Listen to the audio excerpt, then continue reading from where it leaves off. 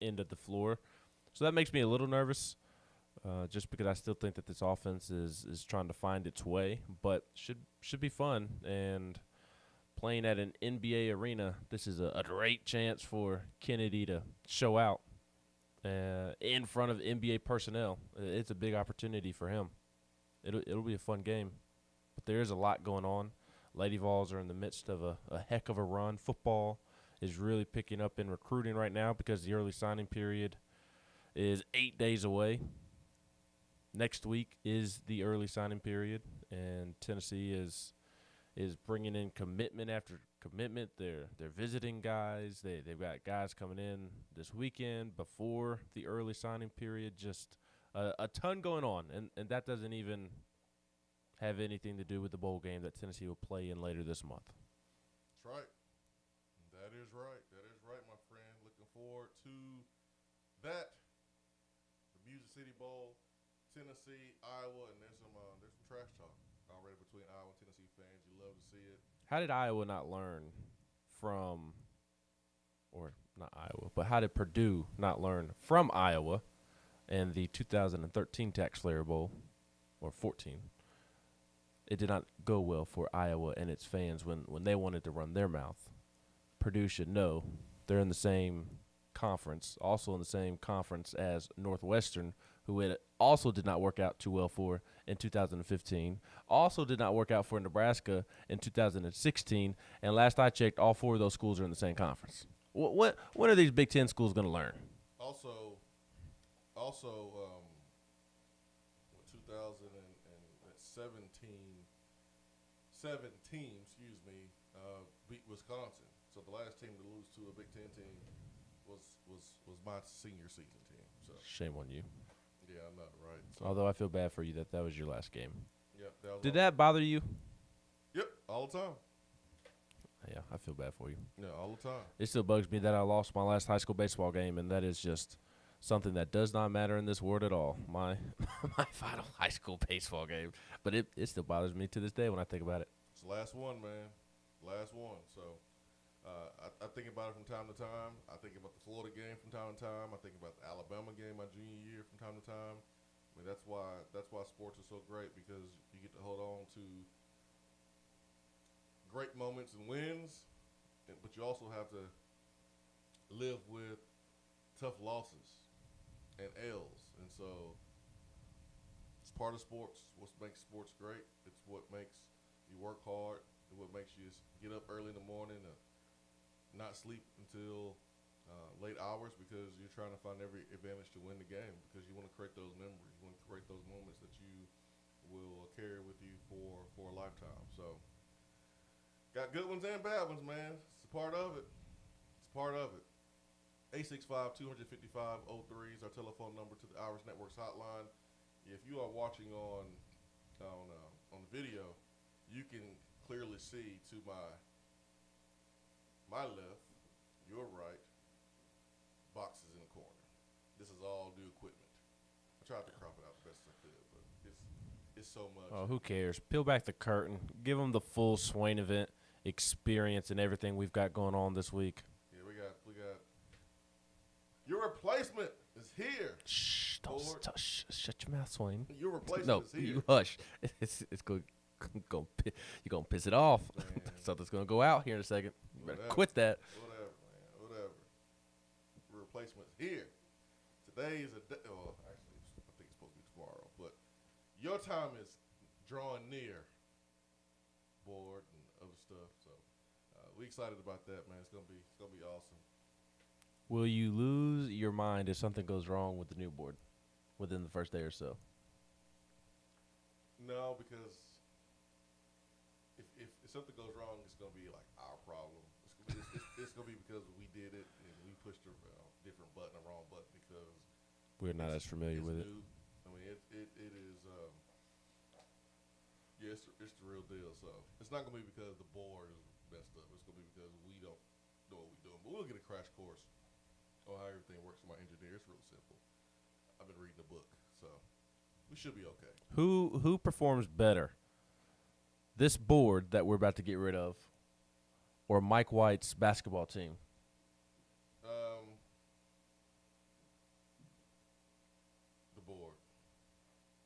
board. Man, Mike White, Florida, my goodness. One thing to get beat by like a point or two. I mean, it's one thing to get beat, period. Let's just be honest. It's one thing to get beat, period. But double digits? To one thing to lose to that team, period. Yeah, but double digits? Anyways, good job. Just when you think Mike White's turning a corner. The 1-7 Texas Southern Tigers, you lose by 15 at home. I mean, basketball's been wacky already. Missouri has had one of those losses to Liberty. Now Florida. Who has had like a real bad, embarrassing loss? Did Alabama lose yet? They've lost, but I don't think it's been an embarrassing loss. As long as Tennessee hasn't had one. South Carolina, obviously. Yep. Man. I feel like I'm forgetting one off the top of my head. Man. Vandy, but does that count? Yes, it counts. They're in the SEC, man. The SEC, you're playing pay games. You should win, and if you don't, you should be called out for it. All right, 865-250-5503, Irish Networks Hotline. Who we got? Steve in Georgia. Steve in Georgia, good morning. Hey, good morning, Swain. It is kind of funny to look at Twitter and see Northwestern fans warning the Purdue fans just not to poke the bear. Seen that a few times, so it's I don't know. It just makes me laugh. I got a question about this coaching carousel thing, if you guys don't mind weighing in on it. Please. Let's just say that, first of all, what they did down in Miami, oh my God. I haven't seen that since we had a coach that was in the hospital. But anyway, I guess my question is, how much does Nike weigh in on that Oregon job to a coach who's making the decision? All that free swag, getting the new Jordans, plus, the money that they're going to help dole out. That whatever you ask for, Phil Knight over there is going to throw down with you. But does that sway you away from another Power 5 school if you're looking for a job as a coach? And I'll listen offline. Thanks, guys. So, the Oregon job? Do you think Phil Knight is able to persuade coaches with all that he has to offer with his company? What's crazy is that this is the second time that Oregon has kind of been left at the altar earlier than they should have. I mean, Wood Taggart left, and he went to Florida State. He's from Florida, so I guess he felt like that was home. And then now Mayor Cristobal, and Cristobal was promoted from within when Taggart left. So now what do you do? I mean, you got Byron McClendon on there. You got McClendon, who's the SEC caliber coach. He played at Georgia. He was really good there at South Carolina as a receivers coach. Was promoted to offense coordinator under Will Muschamp, and he is right now the interim. So I don't know where Oregon goes, but I wouldn't make Brian McClendon the head coach, but that's just me. Yeah, I mean, I don't know what you're going to do. 865-250-5503. We're going to take a quick time out. Join us on the other side. Be right back.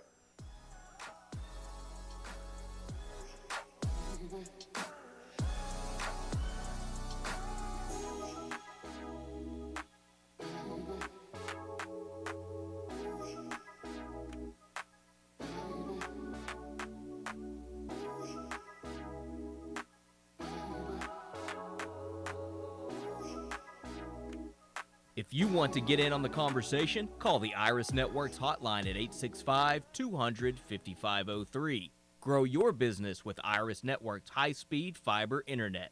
IrisNetworksUSA.com. Hi there, Swain Event family. Are you in the market to purchase a home and a bit freaked out with the market right now? As someone who's been in your spot before, I'm familiar with what's going through your brain. And as a realtor, I've mastered the ins and outs of the buying process.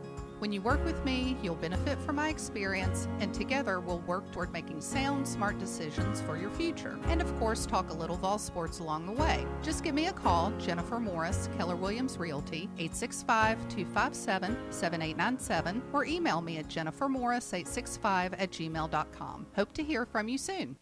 When you start your own business, you know that branding can make or break a new venture. That's why Swain Event relies on 42nd Street.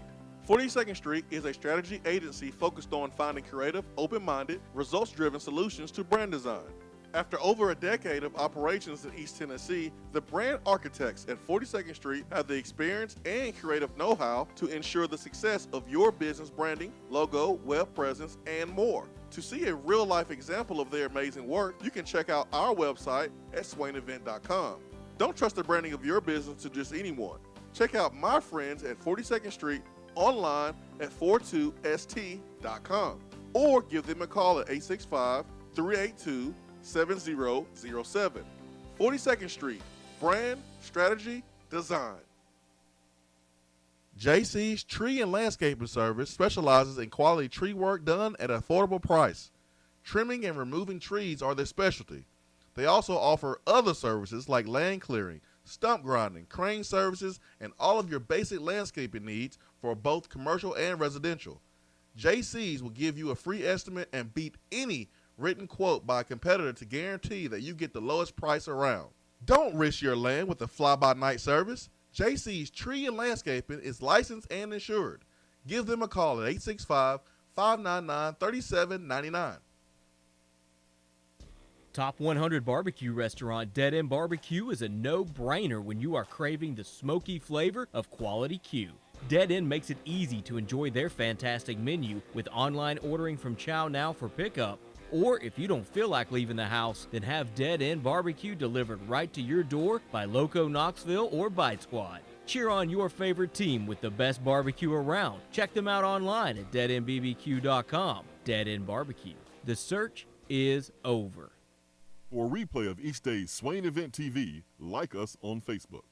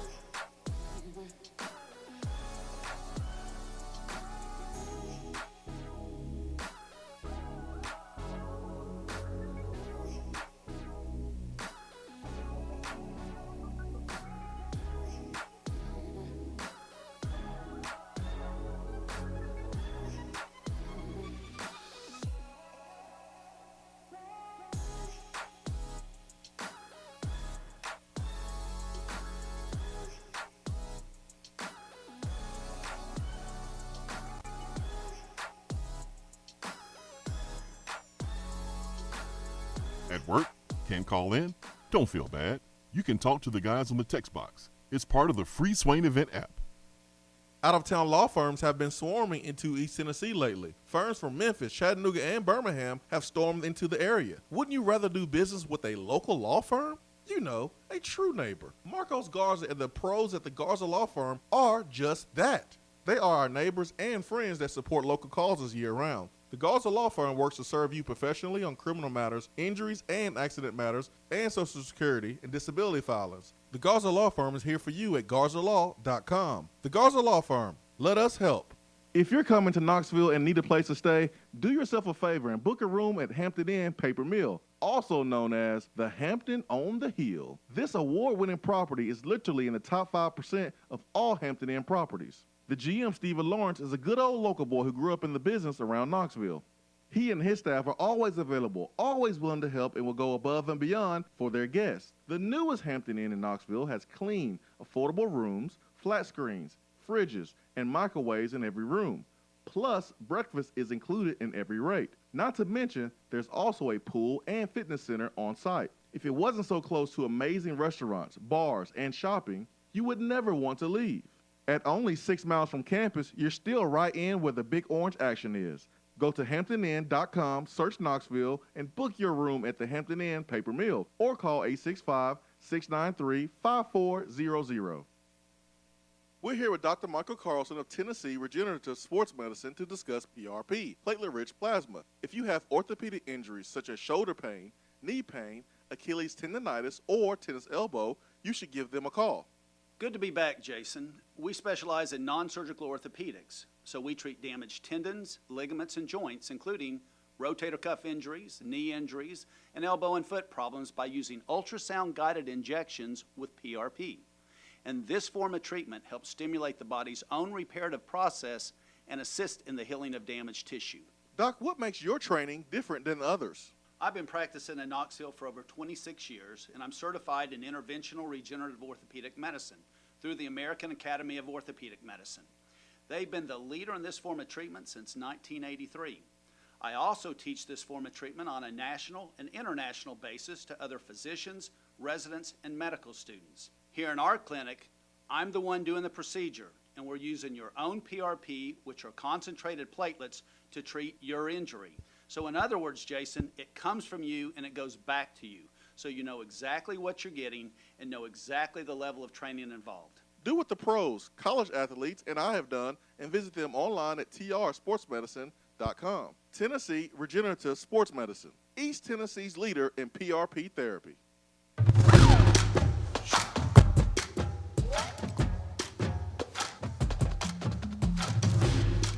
Swain Event, SwainEvent.com, fueled by Dead End Barbecue. Top 100 barbecue restaurant in America. It is time. It is time for Around the SEC. Around the SEC. Swain, Ben McKee. What you got, Ben? Couple different news and notes to hit on this Tuesday morning. The Heisman Trophy finalists were announced, and Alabama's Bryce Young, Ohio State's C.J. Stroud, Pittsburgh's Kenny Pickett, and Michigan's Aiden Hutchinson were announced as the 4 Heisman finalists. And this is ridiculous that Will Anderson is not a Heisman Trophy finalist. Aiden Hutchinson is an absolute stud. He's one of my favorite players in college football this year. He's a real fun story. College Game Day had a great feature on him this past weekend. It's hard not to root for Aiden Hutchinson when you see his dad and the family ties to Michigan, wearing the same number and so on and so forth. But the fact that he is on here and Will Anderson is not is just atrocious. Will Anderson is the best player in college football, the best defensive player in college football, and a different defensive player is a Heisman finalist. And if you look at the numbers comparing the two, it doesn't even come close. Doesn't even come close. Will Anderson is one of only 2 Power 5 players over the last 20 years with at least 90 tackles, 20 tackles for a loss, and 12 sacks. One of two players over the last 20 years. Should be on there. Just ridiculous. In my opinion, Swain, just another sign of how irrelevant the Heisman Trophy is becoming, because it's a quarterback award. And I think after Saturday's performance, I do think Bryce Young deserves to win the Heisman. But it's just little things like this that, in my opinion, continues to make the Heisman Trophy more and more irrelevant. Bob Stoops took a cutting-edge offensive coordinator in Mike Leach his first season, according to Chris Lowe. And Brent Venables is going to be trying to do the same thing by bringing Jeff Lebby, the Ole Miss offensive coordinator, Would be a good one. to Oklahoma for his first season. That would be a good one, especially considering Brent Venables a defensive guy. I did see where he plans to hire a defensive coordinator, but it would be big for him to add an offensive mind, just like it was important for Pruitt to try and go out and add an offensive mind, just like it was important for Heupel to add a really good defensive mind when you're pigeonholed into one side of the ball. And I don't know if I'm unfairly pigeonholing Brent Venables into one side of the ball, but I've only known him as a defensive guy. Jeff Lebby was at Baylor during that whole mess with Art Browse, and Jeff Lebby's father-in-law is Art Browse. So he was caught up in that, and then when he was, I guess, fired, let go, or stepped down in that Baylor mess, he went to Southeastern, whatever that is, to be the offensive coordinator for a year. And then after a year went past and all that stuff cleared up a little bit or passed, guess who hired him? Josh Heupel at Central Florida to be the quarterbacks coach. I remember Jeff Lebby's name coming up when Tennessee was looking for an offensive coordinator. It just never really happened. And then Jeff Lebby went to Ole Miss last season, and here he is. He went to Oklahoma. He is an alum of Oklahoma, and so that would be a great, great move for Brent Venables if he's able to pull that off, because Jeff Lebby, perception-wise, doesn't get the credit that he deserves because Lane Kiffin's the coach. Everyone says that's Lane Kiffin's offense, but I sit there and watch Lane on the sideline when Tennessee played Ole Miss. He wasn't calling plays on offense. That was Jeff Lebby. So if you are Jeff Lebby, man, here's an opportunity for you to go somewhere else and get the recognition that you deserve. Yes, and it's just a matter of time before he becomes a head coach somewhere, kind of following the Josh Heupel path of brilliant offensive minds. He'll get an opportunity at a Power 5 school, at probably a good Power 5 school, and then if he can have success there, then he'll be a head coach at a Power 5 school, or I meant to say non-Power 5 a second ago. Just don't operate like Browse did. Yeah, that is for sure. The only other thing that I really had to offer from the SEC was that Ole Miss guard, or forward, I should say, Robert Allen, will miss the remainder of the season due to a knee injury he suffered against Memphis on Saturday. He was averaging 6.5 points and 5.4 rebounds. The big news in college football yesterday was that Miami did, in fact, fire Manny Diaz and hire Mario Cristobal to be the new head coach of the Miami Hurricanes. Cristobal comes from Oregon, and I think it's a terrific move for Miami. Should pay off. Who knows if it actually will. I'm very much in the I'll believe it when I see it mode nowadays with coaching hires. But I mean, he's a great recruiter and should be able to recruit that area really, really, really well. He is Miami through and through, and I'm pretty sure the Miami, people are very, very excited. Former players are probably very excited that you hired one of your own, someone that has seen success before coming in. It's not like you are, giving the job to someone their first time being a head coach who is an alum or a former player. This is different. I mean, Mayor Cristobal is he's proven. He is proven, and he's coming in. So this is a really good hire for Miami. This hire kind of reminds me of like when Johnny Majors left Pittsburgh to go home to Tennessee. A total heart move because Tennessee was not good at the time when Johnny Majors took over, and Johnny Majors was coming off a national championship, so he was winning at the place that he was at, and had things made where he was and more comfortable, but he decided to go back home to fix the house, and that's what it feels like here with Cristobal. And Miami's. Man, they got some money somewhere. The knock on Miami is don't have any money. Well, they found it because they are going to pay the buyout of Cristobal. They're going to pay the buyout of Diaz, and also going to commit to Cristobal's salary, which is not low at all. No, did you see where they found the money from? Underneath the mattress or in the wall like those mortgage company commercials? It seems like it. I don't have the tweet pulled up in front of me, but Miami ran into money with Shapiro? no, with its like Miami Health Department, like the medical side of the University of Miami, like ran into like $400 million in profits last year. And so since they ran into $400 million in profits, they decided to be willing to do this for the football program. Hey, man, football program is the front door to the university, so smart. Mm-hmm. Smart. Because it, like you tallied it all up. It is not cheap to buy out Manny Diaz. Mario Cristobal is getting $8 million per year. Staff you have to hire. They're giving him more money to go out and hire staff members. You got to make a commitment to the facilities. I mean, you always have to have a plan to be upgrading facilities. If you're not, you're behind everybody else. 1,000%. So there has to be a plan in place to upgrade facilities. You have to be able to show that to recruits. You have to give them something to look forward to.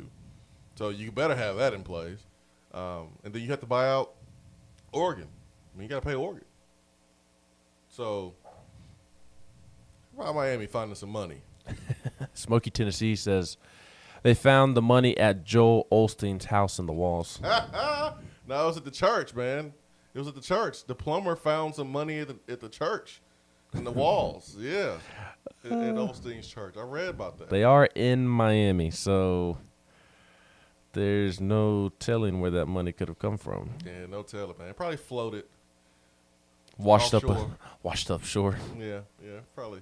Oh, here's I ain't mention no names, man.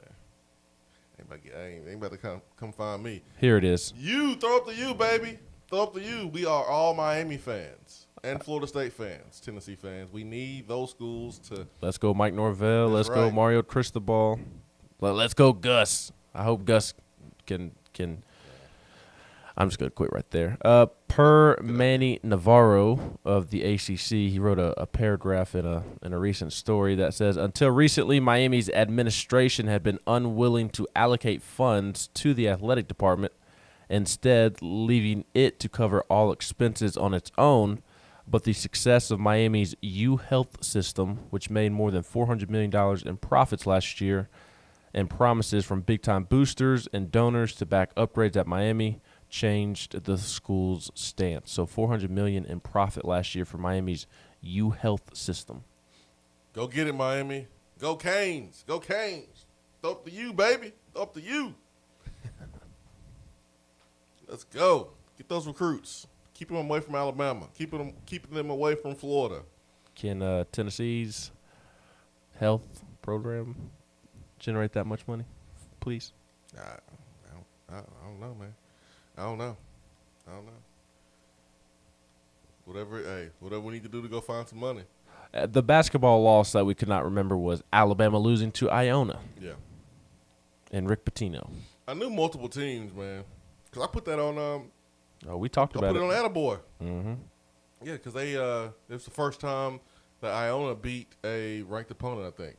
Yes, I guess I just deleted it from my memory because Bama Beat has Gonzaga. been on a rampage since and dominated Gonzaga over the weekend. 865-255-03. Irish Networks hotline. 90 days, no payment for business internet. And hour number one is brought to you by Hiller Plumbing, Heating, Cooling, and Electrical. Man, there's so much stuff to get to. Oh, my gosh. So much stuff. Where do I go? My head is spinning right now. It's so much stuff. But it is December. The most important thing outside of Tennessee's game is Tennessee football recruiting. As simple as that. Picked up another one yesterday from JUCO Corner. Desmond Williams, or JUCO DB, I should say. Talked about him yesterday, was on an official visit this weekend to Tennessee and had been scheduled to visit Mississippi State this weekend, but decided to go ahead and end his recruitment and pick the Vols last night. Tennessee's 17th commitment, 7th defensive commitment, 5'11", 190, 4th commitment in 2 weeks. He plays at East Central Community College there in Mississippi. and will have 2 years of eligibility to play in the SEC. His scouting report from Mickey Mays, the East Central defensive coordinator and recruiting coordinator, said that Desmond is one of the best humans you can meet.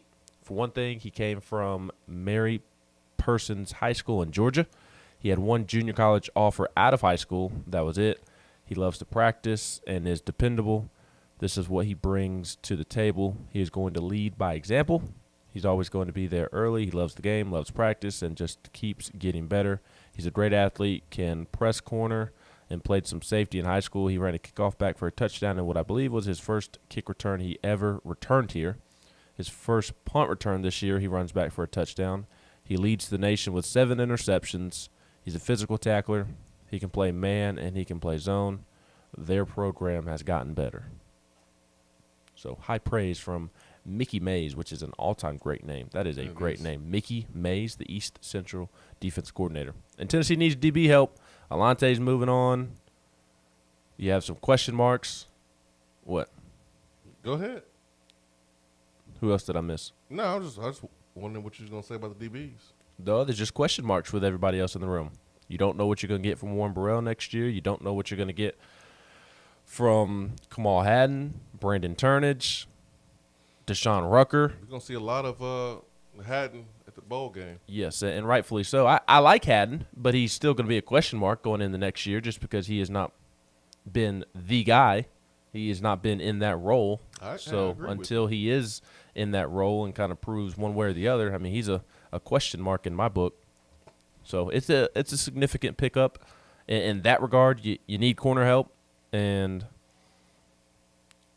this is going to be a class. We've talked about it, Swain. This is going to be a class that isn't going to please the stargazers, but Tennessee has identified prospects that they like and that they think that they can develop.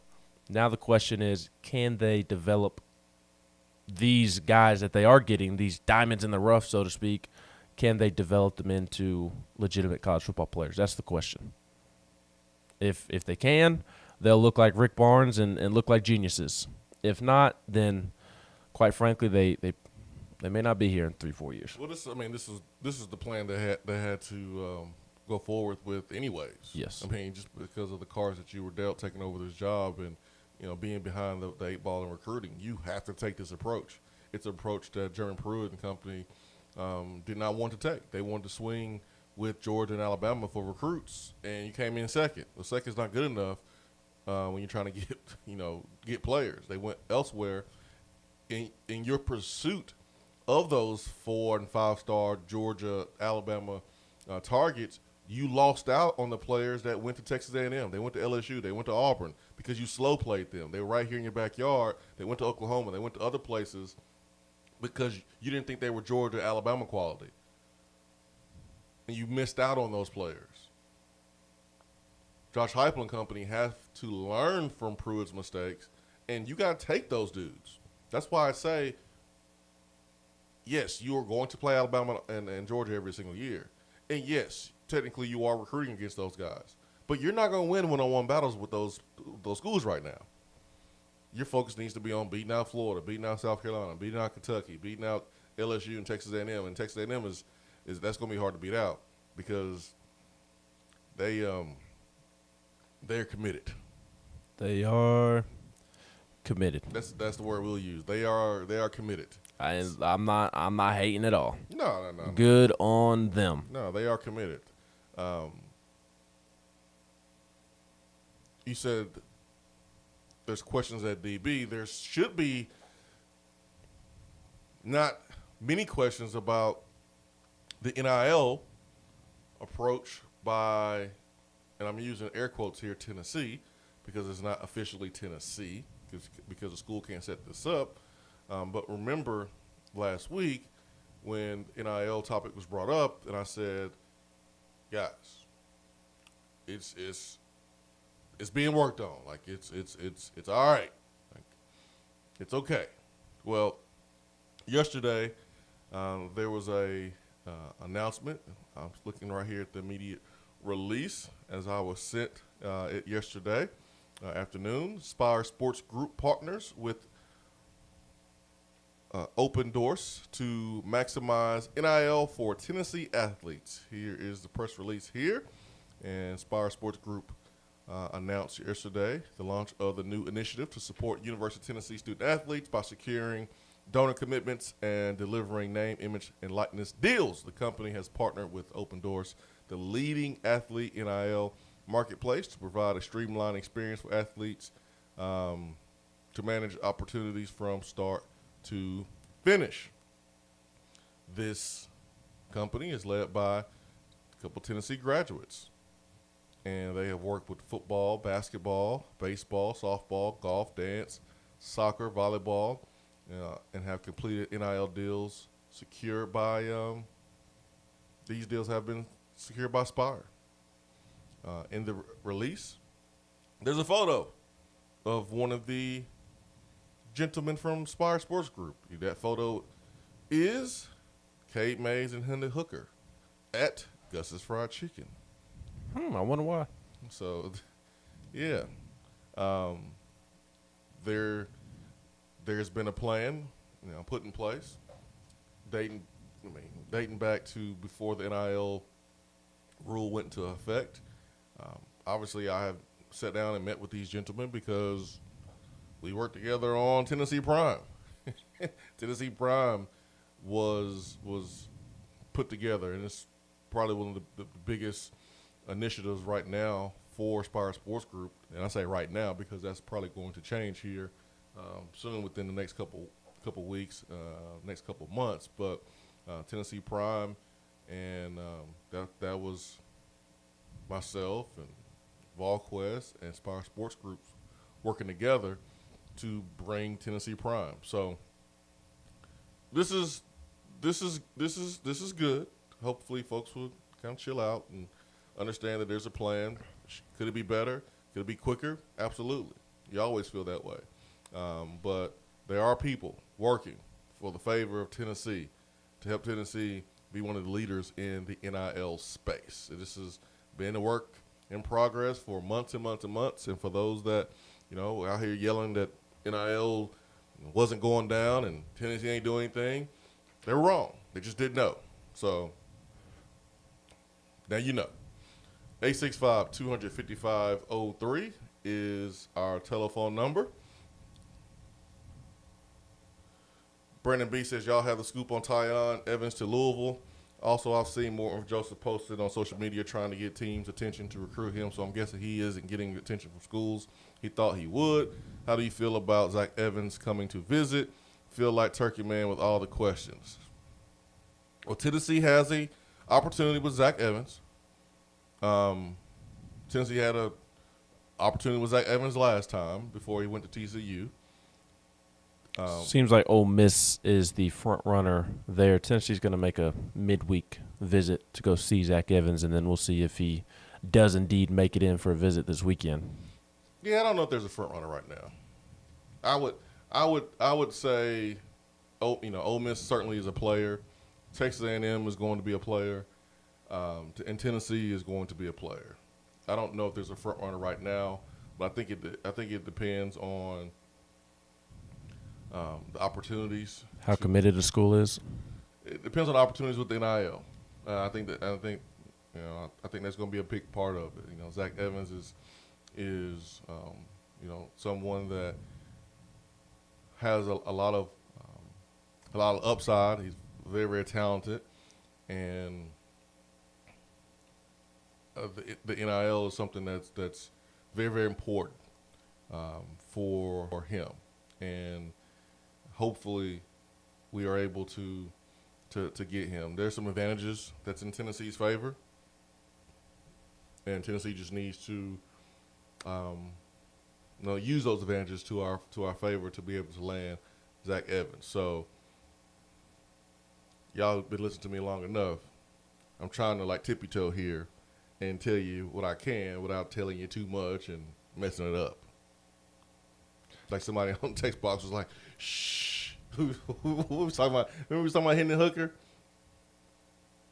And him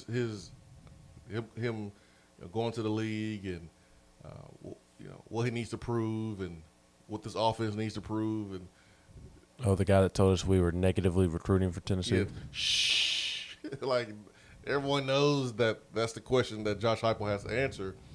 Can you get guys to the league? Like, that's not a secret. Hey, us so-called analysts don't know what we're talking about. So I'm trying to, when it comes to recruiting, you really have to be careful, because there's certain stuff that if you are Tennessee and you feel like you have an advantage on, you don't want everybody to know that advantage, because then other schools will do that too, and you may lose a player. So Tennessee has a good chance, but Ole Miss definitely committed. Texas A&M definitely committed. So let's see. Tyne Evans just didn't think he was a good fit here, quite frankly. Oh, he wasn't. He wasn't a good fit here. Yeah, he didn't think the offense was good for him. Okay. He can say that. And I mean, that is truly what he believed. He was not a fan of the offense, amongst other things. Yeah, I mean, he came in with Jeremy Pruitt and was recruited by Jeremy Pruitt and his staff. So I'm sure he was told different things in recruiting by Jeremy Pruitt and his staff than maybe what Josh Heupel wanted to do or use him as. We'll go with that. We'll see. He looked like a pretty good fit when he was leading the team in rushing and doing his thing. But hey, wish him the best at Louisville, man. Hope he tears it up. I don't know how many years he has left, but I hope he tears it up this year or this next upcoming year for Louisville, and he's able to go to the NFL, because I don't know how long Satterfield's going to be there at Louisville, and maybe he don't care, but we'll see. We'll see. I did see that he committed to Louisville, and that was a little bit of a head scratcher, but you got to go where you want it. You have to go where it's a good fit and where you're going to be featured, and maybe that's Louisville. I don't know. ATL VFL says, are we out on Jahmyr Gibbs? Yeah, I don't think that looks all that hot. I don't think that looks hot. Coming out of high school, Gibbs liked Tennessee a lot, but man, we must have really, really screwed the pooch, because that's still working against us right now, even though there's a new coaching staff. Papa says, what about the young man from Albany? Ben, young man from Albany.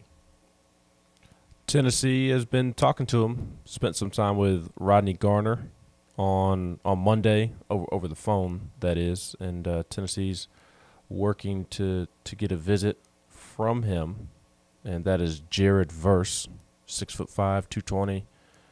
Was impressed with Rodney Garner. Has visited Syracuse, North Carolina, Iowa, Nebraska. Would like to make a decision before Christmas, so he's ready to enroll in January. So we'll see if he makes it to Knoxville for a visit.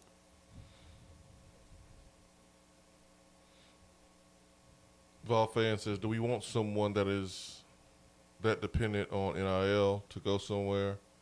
It sounds like Zach Evans is shopping around for the best offer. Is he coachable at all? I don't mind having kids that part of their decision is the NIL. I mean, that should be part of a young man's decision. Yes, it's the second question that is the most important and warranted. Is he, like, it's okay to pursue NIL opportunities and that be a big factor in your decision-making process. That is 1,000% okay. But once you kind of get your bag, are you going to be coachable?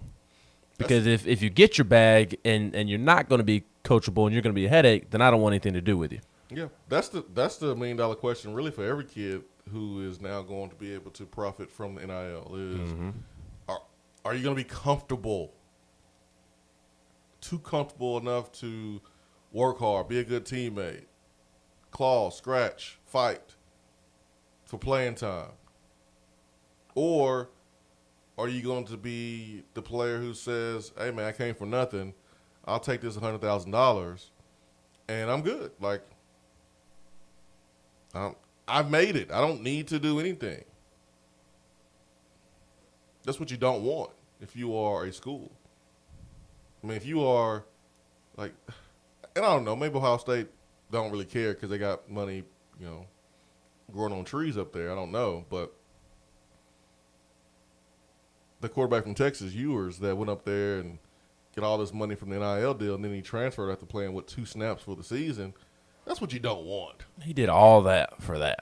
He reclassified, went up there early. Skipped your senior season. I mean, but he got the bag, though. He got the bag, though. But if you're Ohio State, I mean, wait, man, do you feel like that's kind of a waste? Or it's like, hey, man, it's just part of the business, whatever.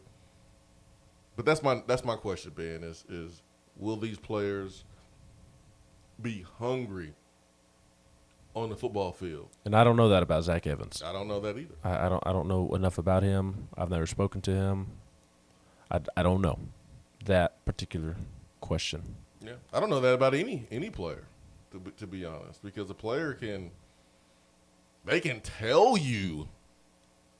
You go call him up, Ben. You go call him up, Austin Price. You guys, Eric Kane. Y'all call him up, and the players might tell you that yes, NIL is important. It's not the deciding factor. And if I get it, I'm going to come in and still be as hungry as I would have been without it. They can tell you that all day long. You don't know that until they start playing.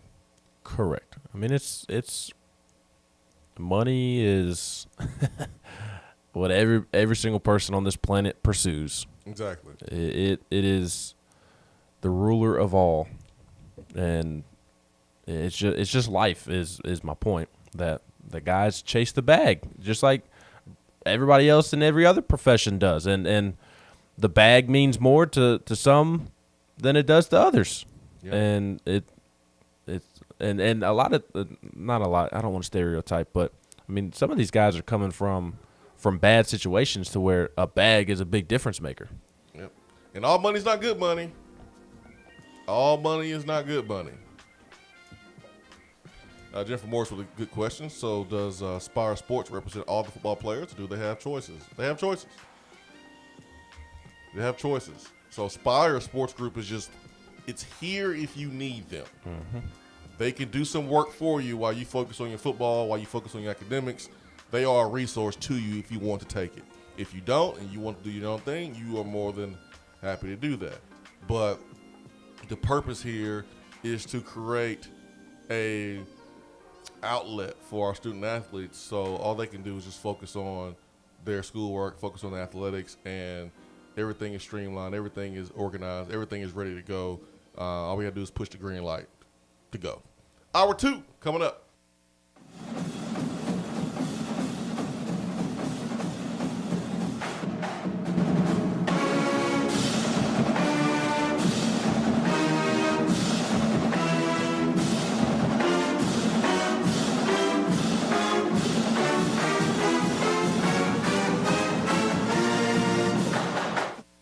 Top 100 barbecue restaurant Dead End Barbecue is a no-brainer when you are craving the smoky flavor of quality Q. Dead End makes it easy to enjoy their fantastic menu with online ordering from Chow Now for pickup. Or if you don't feel like leaving the house, then have Dead End Barbecue delivered right to your door by Loco Knoxville or Bite Squad. Cheer on your favorite team with the best barbecue around. Check them out online at deadendbbq.com. Dead End Barbecue. The search is over. We're here with Dr. Michael Carlson of Tennessee Regenerative Sports Medicine to discuss PRP, platelet-rich plasma. If you have orthopedic injuries such as shoulder pain, knee pain, Achilles tendonitis, or tennis elbow, you should give them a call. Good to be back, Jason. We specialize in non-surgical orthopedics, so we treat damaged tendons, ligaments, and joints, including rotator cuff injuries, knee injuries, and elbow and foot problems by using ultrasound-guided injections with PRP. And this form of treatment helps stimulate the body's own reparative process and assist in the healing of damaged tissue. Doc, what makes your training different than others? I've been practicing in Knoxville for over 26 years, and I'm certified in interventional regenerative orthopedic medicine through the American Academy of Orthopedic Medicine. They've been the leader in this form of treatment since 1983. I also teach this form of treatment on a national and international basis to other physicians, residents, and medical students. Here in our clinic, I'm the one doing the procedure, and we're using your own PRP, which are concentrated platelets, to treat your injury. So in other words, Jason, it comes from you and it goes back to you. So you know exactly what you're getting and know exactly the level of training involved. Do what the pros, college athletes, and I have done, and visit them online at trsportsmedicine.com. Tennessee Regenerative Sports Medicine, East Tennessee's leader in PRP therapy.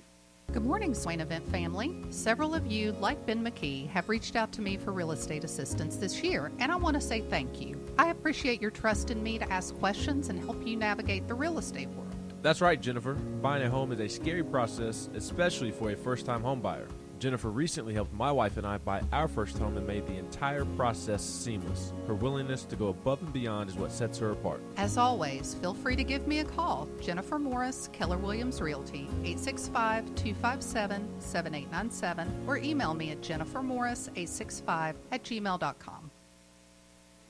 Hey, it's Men's Health Month, so make sure to get all your levels tested with a comprehensive annual health assessment at Low T Center.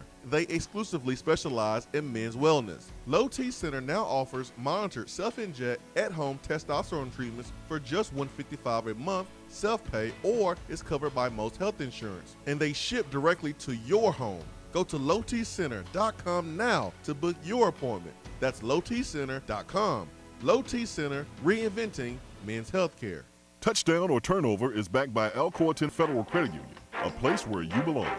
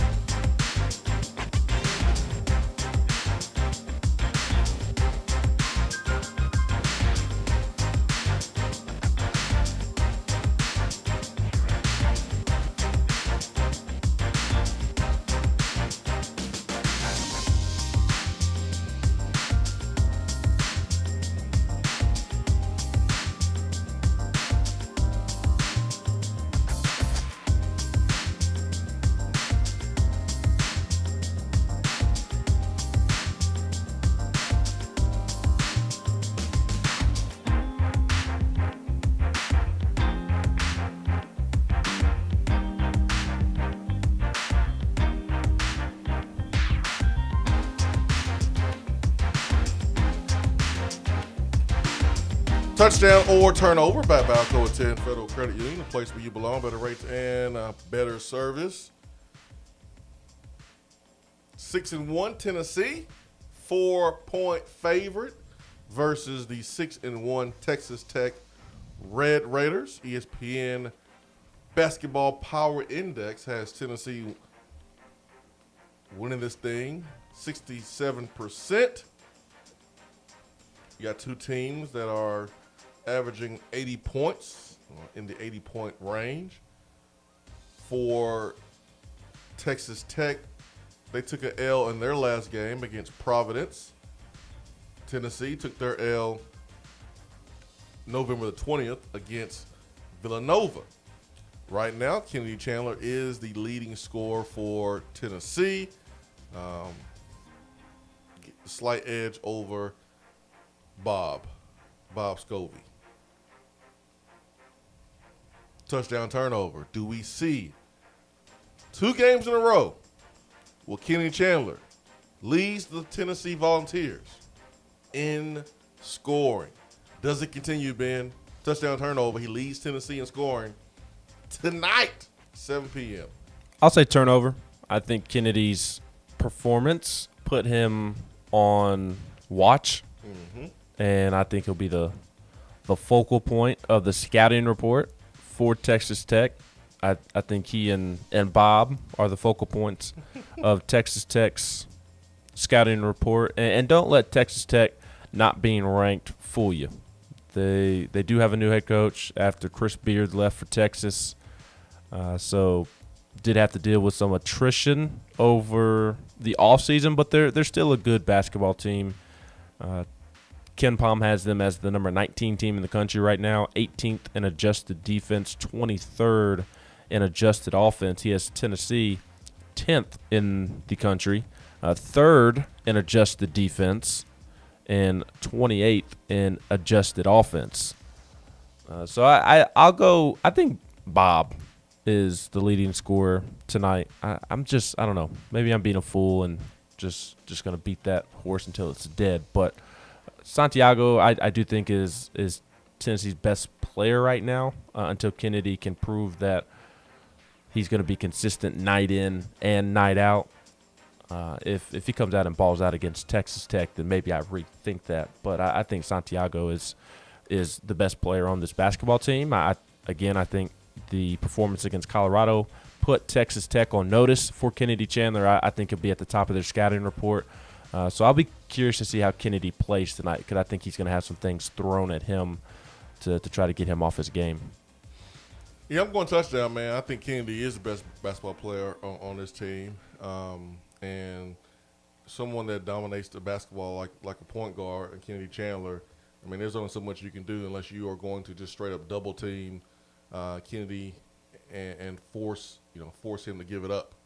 And if that's the case, then it's very, very important that our passes that we're reversing the ball quick, fast, in a hurry to get Texas Tech out of their rotations. But if Texas Tech wants to double the ball on pick and rolls, then they can do that. If you go under the pick and roll, Kennedy can shoot it. If you don't get over and fight through it, then he'll turn the corner and go downhill, and he's able to finish around the basket. And there's no one on this basketball team that can do what Kennedy is able to do with the ball in his hands. I think that he follows Saturday's performance, or was it Sunday's performance? Saturday's performance. I think he follows it up with a leading score and effort. I don't know if he drops 27 points, but I think he will be Tennessee's leading scorer, and I wouldn't be surprised if it's Vescovi. He didn't shoot the ball necessarily great. Vescovi. He said it don't matter, man. So I'm going Vescovi. I'm going Vescovi. I'm going Bob. I'm going Santi. He don't care what he's called. He don't care. He's like, whatever. But the foul trouble really got him out of rhythm, and I think he'll bounce back and he'll have a good game. Now you mentioned something about Texas Tech and Chris Beard leaving to go to Texas. You got that culture. I think some of it is still intact. They're tough, man. Like they have a tough red-nosed pit bull type of mentality, especially on defense. Mm-hmm. So this is going to be a really, really good game. And I agree with you 1,000%, Ben. Don't let this team not being ranked fool you. I mean, this could be a really tough test for Tennessee. And I love these tests. I love these tests earlier in the season. And we need that test as we are approaching, Christmas and conference play at the end of the year, because you open it up with Alabama, who's ranked number 9 right now. But you got Memphis coming up. You got Arizona, who's ranked 11th. So we're gonna know a lot about this basketball team in the next couple of weeks. We learned a lesson about this basketball team on Saturday, getting a 15-point win on the road in the first true road game. But we're gonna know a lot today. Did we learn a lesson from, our neutral site game against Villanova? Did we learn anything from it and come back playing in a neutral site game? A lot goes into playing at the Garden. Like you just feel that cloud of prestige and history on your shoulders when you walk into the building. Will these guys learn anything from Villanova, and will we see it tonight? I hope so. I hope so as well. And to your point about there still being that Chris Beard footprint in the Texas Tech basketball program, it really is still his footprint, because all Texas Tech did was promote assistant Mark Adams to the head coach. Mm-hmm. He was the assistant there from 2016 to 2021, which I would assume is the length that Chris Beard was at Texas Tech. I don't know when Chris Beard got to Texas Tech, but I would assume that matches up. And Mark Adams was with Chris Beard that entire time, and he was just promoted to head coach after Chris Beard took the Texas job. Chris Beard was there from 2016 to 2021. Bam. There And you go. where was Chris Beard before Texas Tech? UNLV for Okay. 1 season. The reason I asked that is because Well, a little bit of 1 season. Mark Adams, the new Texas Tech coach, he was already at Texas Tech when Chris Beard got the job. He was the director of basketball operations 13, 14, 15, and then got the promotion to assistant coach under Chris Beard, and then is now the head coach. So he's like Eric Spoelstra, Yeah. the Miami Heat head coach, who worked as like a video coordinator and then worked himself up to being the head coach. So yeah, man, they still have that Chris Beard mentality. I remember watching them a couple of years ago when they made their run to the Final Four, and I watched them when they had Mac McClung, and defensively, man, they still got the same identity. So Mac McClung. Glad Tennessee does not have to deal with him today. I know, right? He is a walking Bucket. But I am excited to see what we learn about Tennessee tonight. This whole month, we're going to learn a ton about Tennessee. We learned a little bit about them against Colorado. You'll learn something about them tonight. Hopefully, it'll be positive. The next 2 games are ho-hum. You're not going to learn a ton in the next 2 games. They play UNC Greensboro on Saturday at 4:30. UNC Greensboro is 7-2, but it's still UNC Greensboro, and looking at their schedule, doesn't really look like they've played anybody of significance. And that's the next game on Saturday, and then next Tuesday night, a week from tonight, they play South Carolina Upstate, who is 2-6. And the only cool thing about that game is that Justin Gainey, Tennessee's new assistant coach, his son is a freshman on SC Upstate, and that game will be played next Tuesday. But after that, you got Memphis and Nashville. Memphis. You see that old Miss Maine. Twitter post? Oh, yeah. Great social media Twittering Who did we by just Ole beat? Miss. Memphis. Memphis, mine. Oh, that was hilarious. But you get Memphis on the 18th, not this Saturday, but next Saturday. Memphis at Bridgestone Arena in Nashville. The game after that, on the 22nd, the Wednesday before Christmas weekend, you get undefeated, number 11 Arizona. And then after Christmas, the first game is at number 9 Alabama to start SEC play. So 4 out of the next 6. And really, if you include, there's 7 games Tennessee is playing this month, and 5 of them are against legitimate competition: Colorado, Texas Tech, Memphis, Maine, Arizona, and Alabama. So going to learn a lot about Tennessee this month, and I think we'll get a better feel for this basketball team heading into January and conference play after this month. Hopefully it'll be good, positive vibes.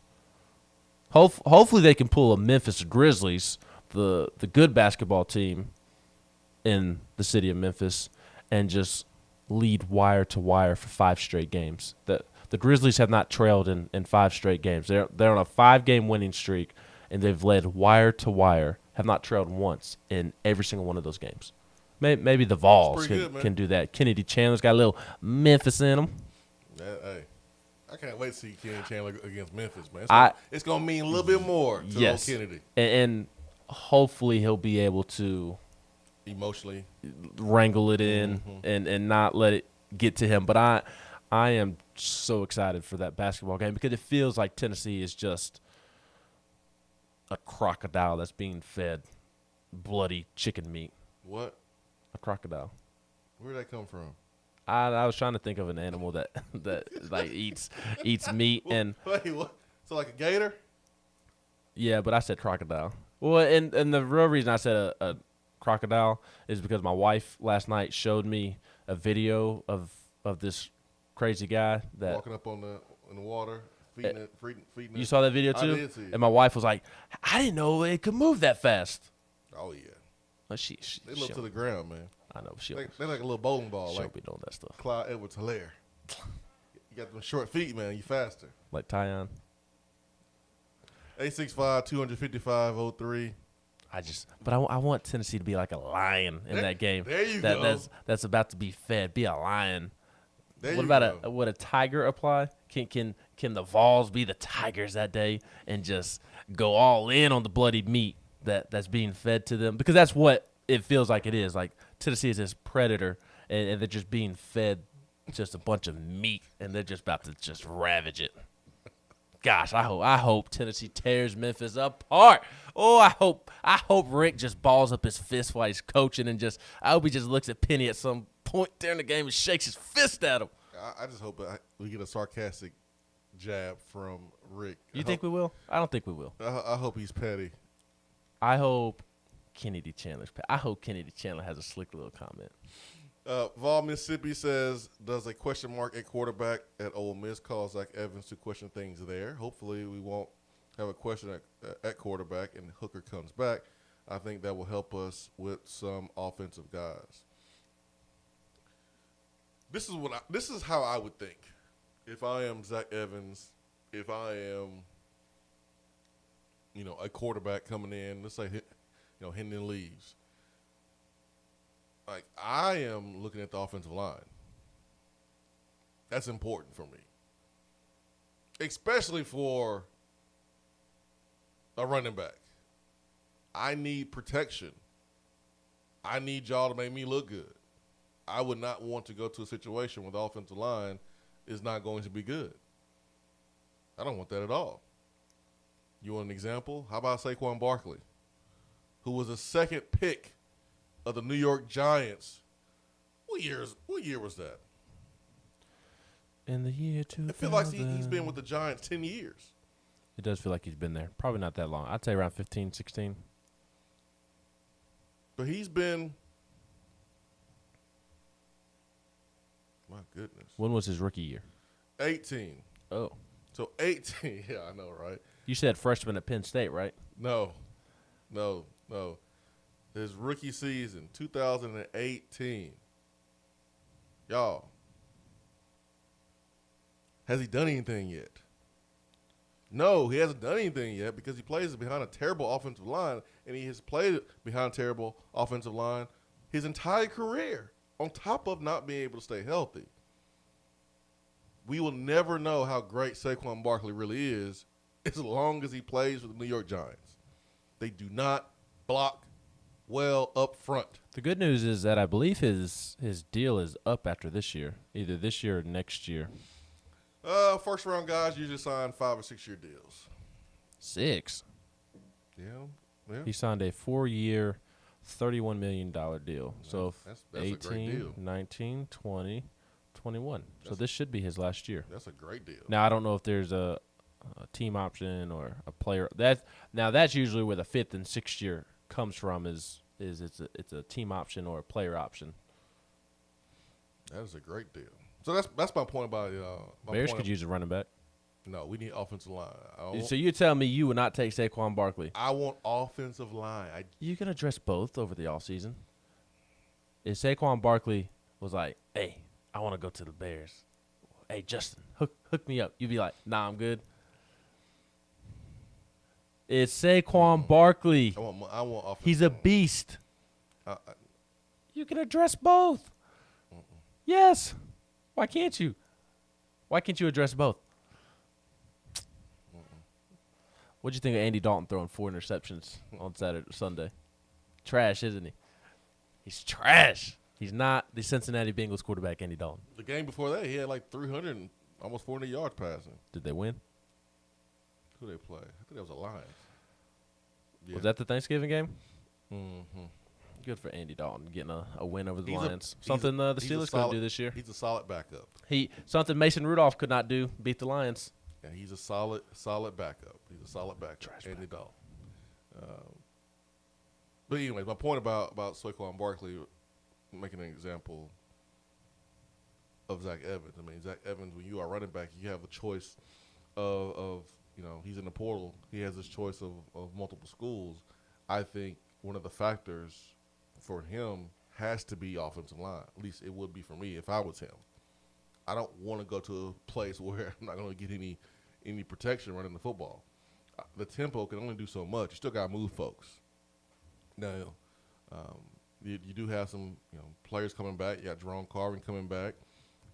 And You got the whole left side of the line.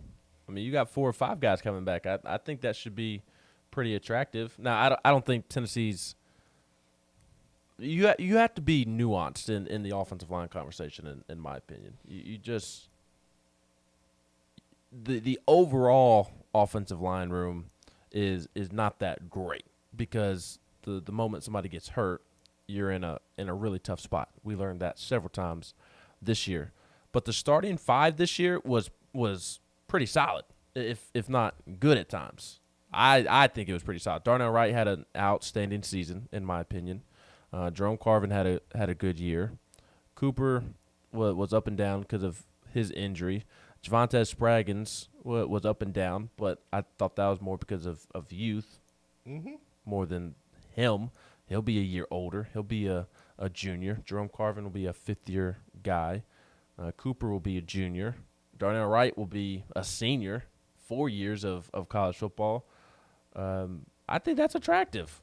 I don't think Tennessee's offensive line is just going to go out and bulldoze people next year. I don't think it's going to be a great offensive line, but I think it's going to be more than serviceable if it can stay healthy. Because if it doesn't, like it didn't this year, then that's when you run into problems. I think this past year should be and will be the worst situation for this coaching staff because it's a situation that you inherited. You didn't have much time to move a lot of parts around and to hit the transfer portal and to recruit. I think it should be uphill from here on out with the offensive line. So, like, this past year was year 0 for the offensive line? Year 1. Year 1. I like those offensive line pieces returning, right? I do too. Carvin, Mays, Spraggins. It's just don't feel good about right tackle right now and don't at all feel good about the depth behind them. Yeah, man. Anything can happen, man. Anything Anything is possible. They need to go out and get a tackle in the portal. I know that much. Because even the 4 offensive linemen that they're signing, I don't really anticipate them to have an immediate impact. I think the only one that's possible is Addison Nichols. As for Brian Grant and Mo Clipper and Masai Reddick, I mean, I think they're more developmental guys than guys that can come in and play right away. So it's not like they're receiving immediate help from this recruiting class, and I don't really see any guys, youngsters in the offensive line room now, or guys that have been here that are really going to step up and. Maybe Dane Davis can really develop into a solid right tackle. Maybe Jeremiah Crawford can as well. But I think you've got to go out and add a tackle from the portal. And Austin Price dropped on VolQuest last night that they're looking at Tayshawn Manning from Auburn potentially. There's some ties there. Now, what's weird about that, though, is Manning is more of a guard, has been more of a guard at Auburn. Last name Manning? Yeah, Manning. Oh, He'd be a stud here, right? easy. But I think Tennessee needs to go out and get a tackle from the portal. I think tackle will be okay. I think they'll be taken care of. Hope so. Yeah, me too. Are we hearing any more opt-outs for us? I saw Purdue's big player announced sitting out their receiver. I like how y'all spell Purdue. Just so disrespectful. I love it. How are people spelling it? I have not seen this.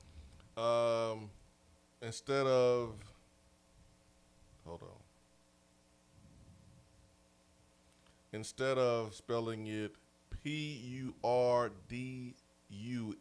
which is Purdue University, people are spelling it Like Mountain Dew? Like P-U-R-D-E-W? Mountain Dew. Well, like Dew, D-E-W. Is that how they're spelling No. the Dew part of Purdue? No. Not like that. P-E-R-D-U-E, which is the company of the processed chicken. So when you go to the grocery store and you buy Purdue chicken, it's spelled that way. So Is that your go-to chicken? nah, whatever chicken looks good, smell good, and on it's sale. the cheapest. Looks good, smell good, on sale. But can you trust chicken that's on sale? I'd be a little weary of it. Yeah, it looks good. Smells It looks good. It smells good. Yeah, you can tell. You can look at it and see. You can tell which chicken is good or not. And you smell it too. 865-255-03. Be right back.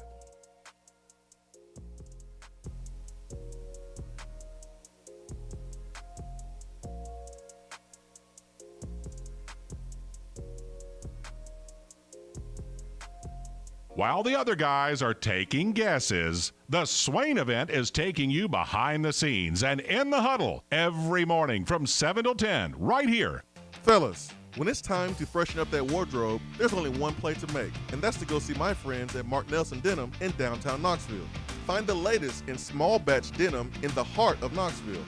Denim isn't all they do, though. Mark Nelson also does custom suiting and blazers. Let your personal style shine with Mark Nelson. If you don't have time to go shopping for yourself but still want that fresh look, then sign up for the NN Society. Let the experts handle the shopping and get $300 worth of merchandise for just $150 every other month. That's 6 times per year to keep you looking styling every day. Let Mark Nelson Denim help you be the best you, because when you look good, you feel good. Go to marknelsondenim.com. Litter is a big problem in Tennessee, but together we can do big things. We can make our cities, our waterways, our roads cleaner and safer. The Tennessee Department of Transportation is committed to reducing litter in our communities, but we need your help to do it. There are over 100 million pieces of litter in our roads at any given time, and it costs TDOT about $19 million a year just to clean it up. The first step to keeping Tennessee beautiful is to rally behind these 3 simple words. Nobody trashes Tennessee. Join the Nobody Trashes Tennessee movement at nobodytrashestennessee.com.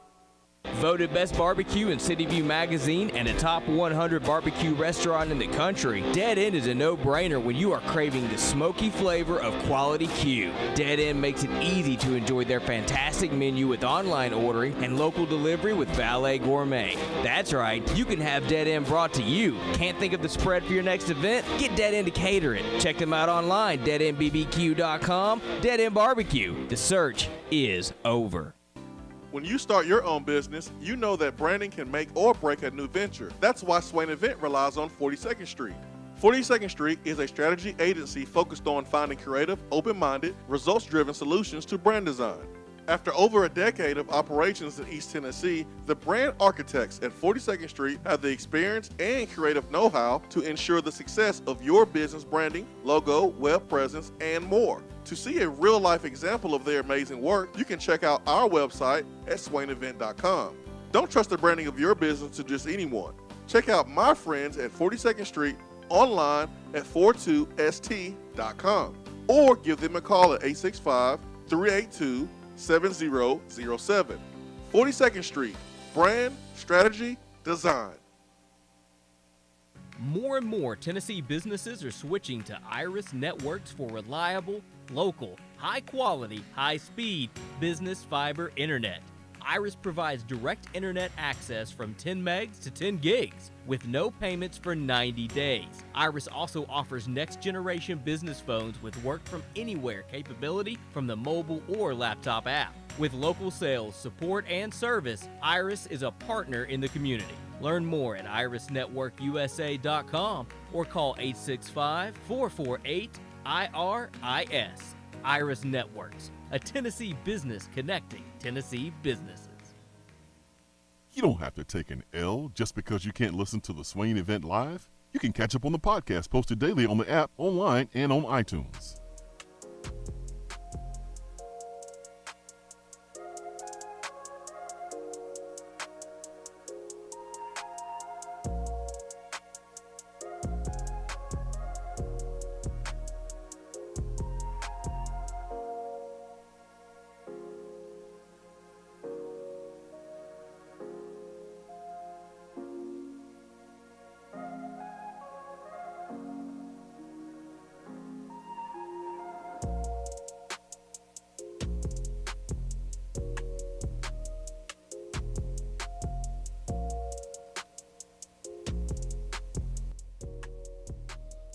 Ben McKee, Jason Swain. Swain Event, fueled by Dead End Barbecue. Top 100 barbecue restaurant in America. 865-255-03.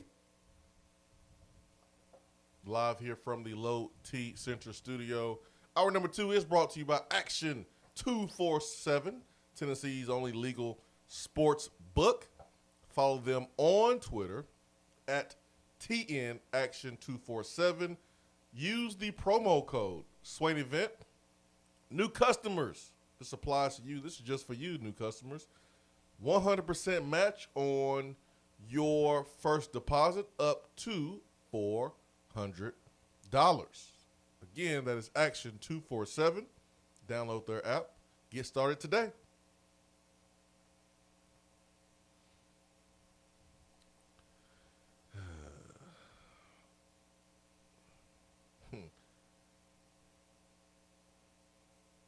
We got Purdue, Purdoo.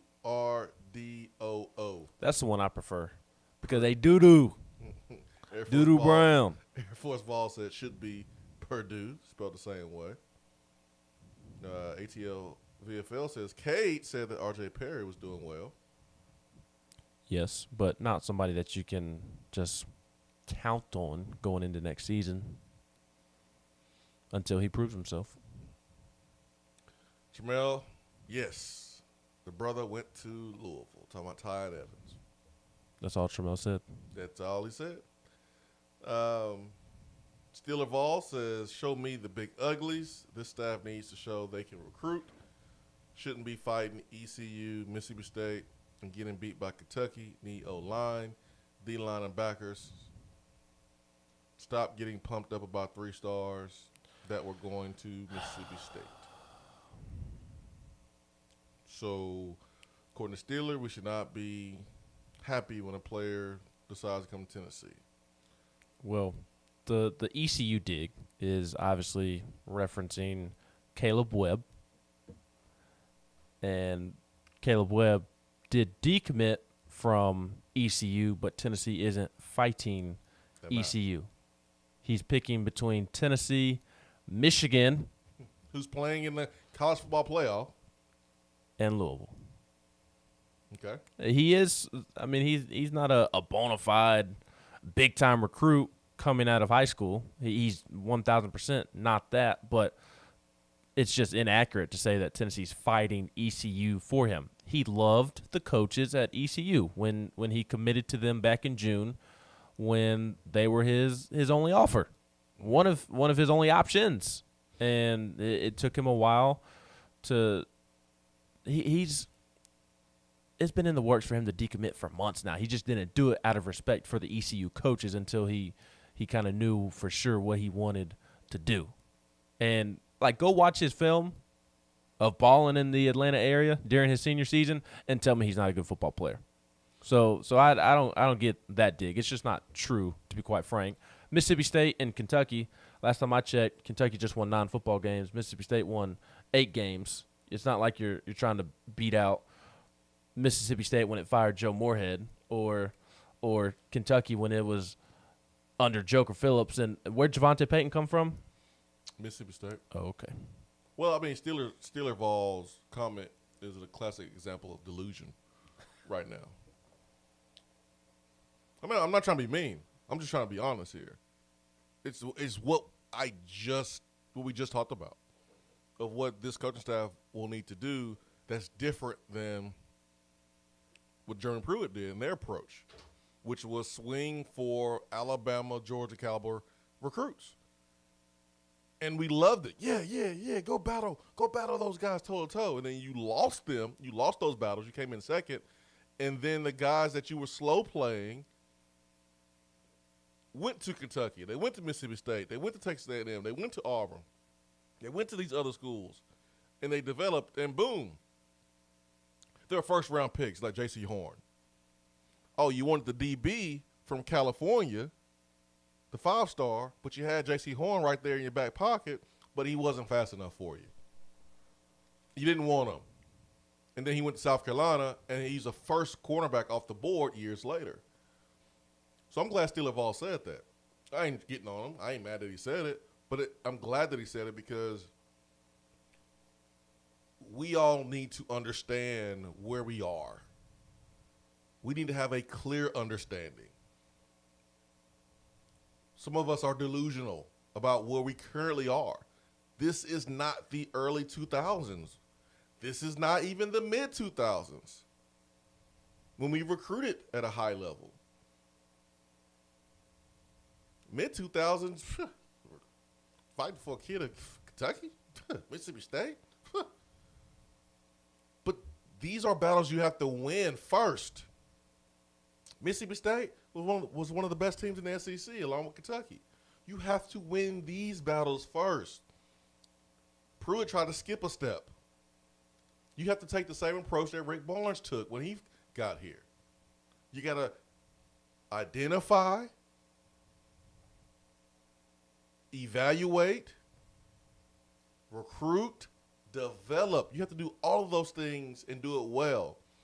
Then you get to graduate to the next level, which is, all right, let's go win some battles against Georgia and Alabama and Ohio State. But you can't skip steps here. And that's what Pruitt and company tried to do. So this is where we are, Steeler Vol. I'm glad you mentioned that on the text box because I think we need to have an understanding about what we have to do. You can't skip steps here. Squirrel White's a 3-star. Should Tennessee not take him? I mean, Alabama and Georgia wants him, but should Tennessee not take him because he's a 3-star? In Tennessee, be, I won't say lucky, but I'll be fortunate. I'll say fortunate if he comes to Tennessee. Yes. I mean, we should throw a parade if 3-star Squirrel White decides to come to Tennessee. So yes, because he is not actually a 3-star. I think Volville says it perfectly here on the text box. This current class is the perfect class to rebuild a program. High character, hardworking, talented, but developmental. He loves this class. And, I mean, that's what I see as well. It's not a class that is going to win Tennessee an SEC championship, a national championship, or get them to the playoffs. But Tennessee's not in a position, as you just detailed, Swain, to go out and get a class that is SEC championship and national championship level worthy. It is unreasonable to expect Josh Heupel to go out there and have a top 5 recruiting class this year. Unreasonable after the offseason that he had to deal with, after the NCAA investigation that bled into the season with the potential of a bowl ban that he had to deal with on the recruiting trail. It's just unreasonable to expect just a class full of 4 and 5 stars. That's why Billy Napier said what he said, which I have no problem with what he said because it was true. It was accurate. And it was pretty transparent and honest. He just got there at Florida, and he's like, guys, probably ain't going to be doing that next week. Even the big brand name Florida, they're probably not going to be doing that this week. Because he can't. There's levels. He took over a mess. It's just this class, as I've said several times over the last week or so, it's not going to please the stargazers. But I also believe that you're being a simpleton, quite frankly, if you are just looking at the stars. Tennessee's not in a position to go out and get a bunch of 4 and 5 stars. They have to go out and identify guys that they think that they can develop into good SEC football players. And that's what they have done. They believe that they are getting guys that they can develop into good SEC football players. And in 2 to 3 years, we'll see whether they were right or wrong in their evaluations. How do people feel about this scenario? Listen, I'm not saying that it happens or it doesn't happen. But I'm presenting the scenario to see how you feel since so much of your emotion is affected by stars. So what if recruiting service A says, let's look at our subscriptions here. And which fan base is the most active that we profit the most from? Oh, it's School A. Probably want to make School A happy. oh, here's a list of 20 guys. A lot of them are 3 stars. Here's his national ranking. They're in 20s. How about we give everybody a little bit of bump? Let's get this team in the teens. Because now those subscribers will be happy and they'll stay with us and we'll get more subscribers. That sounds like pretty easy to do. And what if it's done without any type of thought, effort, going back and evaluating the film, actually seeing that, oh, guys, yeah, this guy actually got better. Oh, yeah, man, he improved, man, went to this camp and showed out. Yeah, he went to this showcase and beat out a 4-star, a 5-star player. Like, oh, what, man, we see the improvement. That's one thing. But what if none of that is done? We just say, hey, man, this school, man, analytics say this school, man, they really bring it, man, with those subscriptions. So let's make sure that this team is at least in the top 15. Let's make sure this team is at least in the top 10. And then here's the sheep. Yeah, in top 15. Yeah, in top 10. Oh, did you see where he got a bump 3-star to a 4-star? Yeah. I wasn't happy when he committed 2 weeks ago because he's a 3-star, but now I'm happy now. Like, what sense does that make? I'm not happy about a 3-star now, but if he gets a bump in 2 weeks, then I'll be happy because he'll be a 4-star. Have you ever stopped to think, how in the hell did he get the 4-star? Was it done with good intentions? Was it genuine? Or did you just give him a little bump? Because Tennessee fans eat this stuff up. Listen, I'm not saying it happens because I don't know for sure. But I'll be surprised if it hasn't happened in the 20-something years that we've seen recruiting services. I'll be surprised if it has not happened in 20 years. Oh, it's happened. So this is why I say take the stuff with a grain of salt. I'm with where is it on the? I'm with Castroville Vol. I wish they would get rid of the star ratings. I'm with it, and I realize I somewhat work for a recruiting service. I work for VolQuest. I'm not a Rivals employee, but I understand that I am still tied with Rivals, and what they do does impact me. But technically, I work for VolQuest, not Rivals. I work for Print Hubs, but I do somewhat wish that they would just get rid of the star ratings because that's what everybody's opinion is solely based off of the ratings, because that's the only thing that they know when it comes to these football players. It's the only thing that the fans know, that we know. That they're not sitting around the computer evaluating high school film every single day like the coaches are and formulating their own opinions on said players. I do kind of wish that the star ratings did not exist. And again, I know that sounds crazy because of my other job that I have, but it just creates a narrative that isn't true sometimes and creates opinions that just aren't true either. You can't, dog in Vol country, Vol in dog country says, Cedric Tillman was a 2-star, turned out good. Yeah, that's true. But you can't take a class of Cedric Tillmans. No. You can't take a class of guys that were on the brink of being walk-on players in the Pac-12. They can't do that.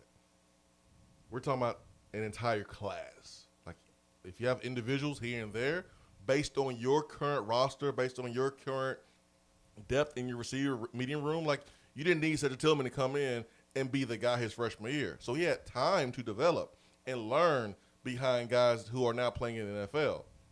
So comparing one individual who was given a 2-star, 3-star is different than talking about a team class.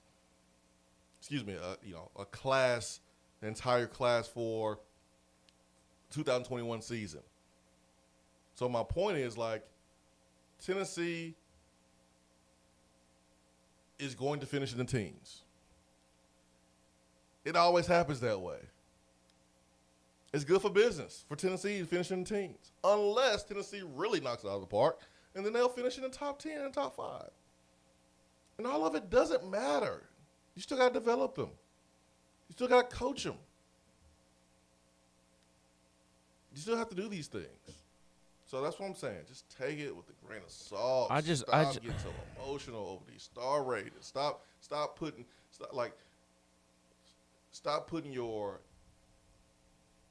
all of your emotions and your opinion and how you feel solely on the star system.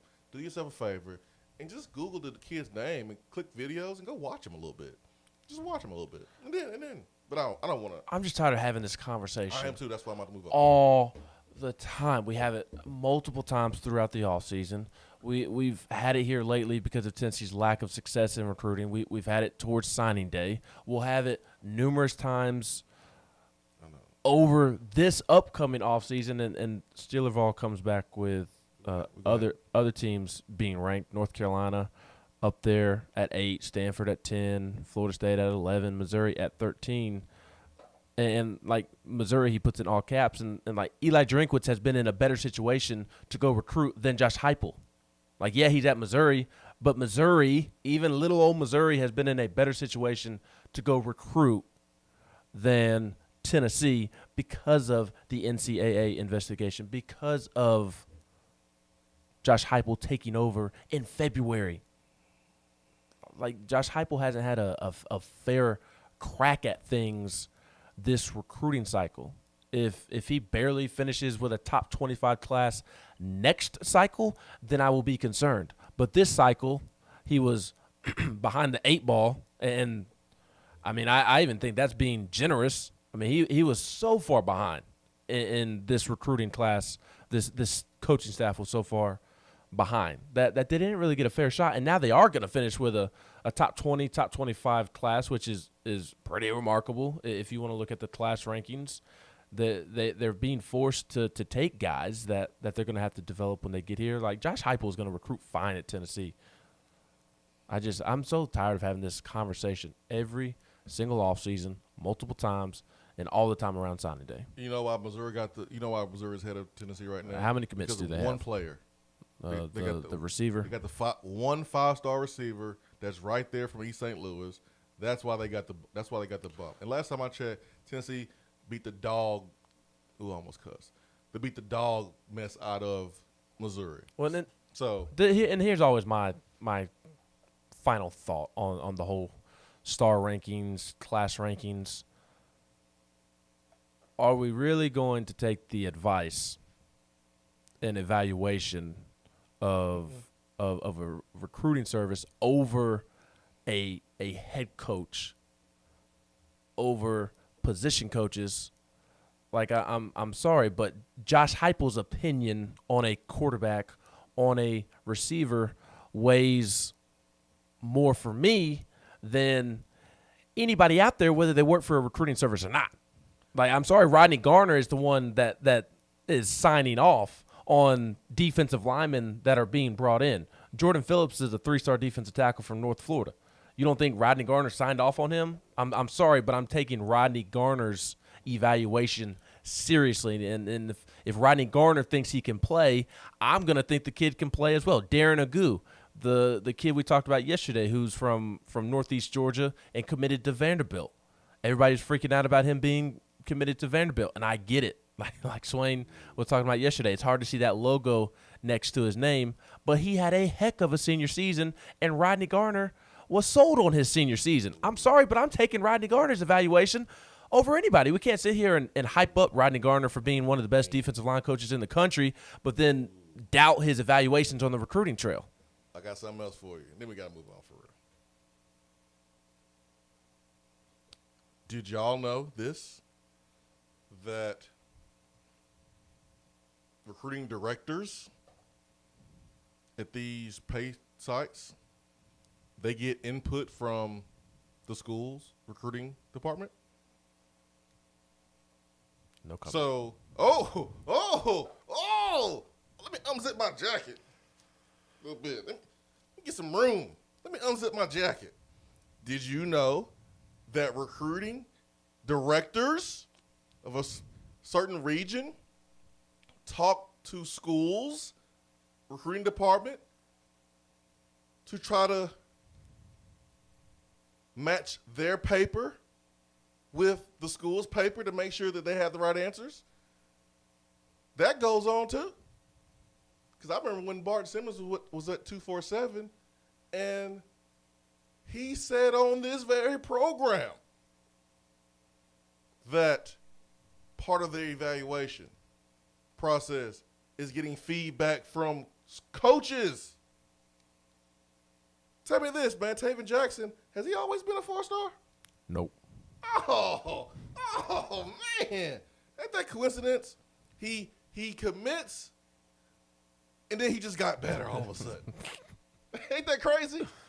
He got better the moment he committed. Without having played a game. Ain't that crazy how this stuff works, man? So please, I'm trying to help y'all out here. Just relax, man. Don't take this stuff too serious. Use it as a point of reference. You know, don't make it life or death. Don't make it absolute. Don't make it your final answer. Just take it with a grain of salt. Like, these scouting directors, they get advice and input on players from the coaches, too. All right. I need Tylenol. Where's the Tylenol?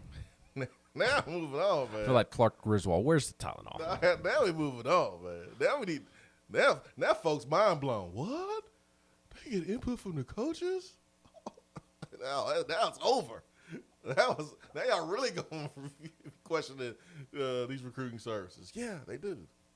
They get stuff from the coaches too. All right, 865-255-03. Let me get to the phones. We got Jay. Jay, good morning. Swain, good morning, man. What's up, man? You know, we also had a previous coach, that couldn't evaluate talent, number one, in my opinion, and thought that all Tennessee players were just trash, which is ridiculous. And I think that really hurt us, too, in terms of where we're at. Yeah, he thought all players not from Memphis was trash. Yeah, which was just crazy. I mean, you got you mean the two Harper boys from Carnes that start for Oklahoma State's defense couldn't play for us right now and help us? I mean, Devin Harper would be our starting linebacker easily. Yeah. Easily. Well, he would be. It took him a while to get to that point, though. Yeah, and I'm not saying the guy's an all-world player, but my God, we could use his help right now. I know that. Well, the point is, Jay, because there's a lot of people in the text box that keep mentioning, like, individual players.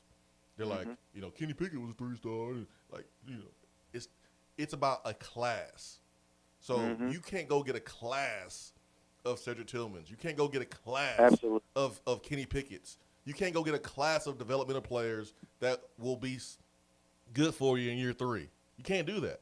You got to have a mix. You have to have a mix of Ramon Fosters, who didn't have to play early in his career, and then you have to have a guy like Eric Berry, who can come in and play right now. You got to have and I'll use myself as an example, you got to have a Jason Swain that's ready to play right now, and then you can go out and get a receiver like Cedric Tillman that he doesn't have to play right now. He can sit behind Callaway and Jennings, and then when he does play, oh boy, you can't take a class of these individual players that y'all are mentioning on the text box. That's the point. I want to make sure we really hammer home here. Y'all comparing apples and oranges. I think why players get so down, like you take Caleb Webb, for example, he's probably going to have to develop, but, there's not a lot of 4 and 5 stars that are 6'4" and run a 10.56 in the 100-meter dash. Those are things that you can't teach. And even he was committed to ECU back in June before he saw his recruitment blow up, and even now he's ranked a 4-star now. A top 200 player. Man, that's magical. That's just magical. Started getting offers from Tennessee and Michigan and Louisville and these Power 5 schools, and now he's all of a sudden a top 200 player and a 4-star. But guys, remember last year when COVID hit and there was no camps, there was no combines, there was no showcases, and it hurt these kids so much. And think about the kids on the West Coast that didn't even have football. Then you had players trying to move to the East Coast, to the South to try to play football because they didn't have film. These kids are still being affected from that.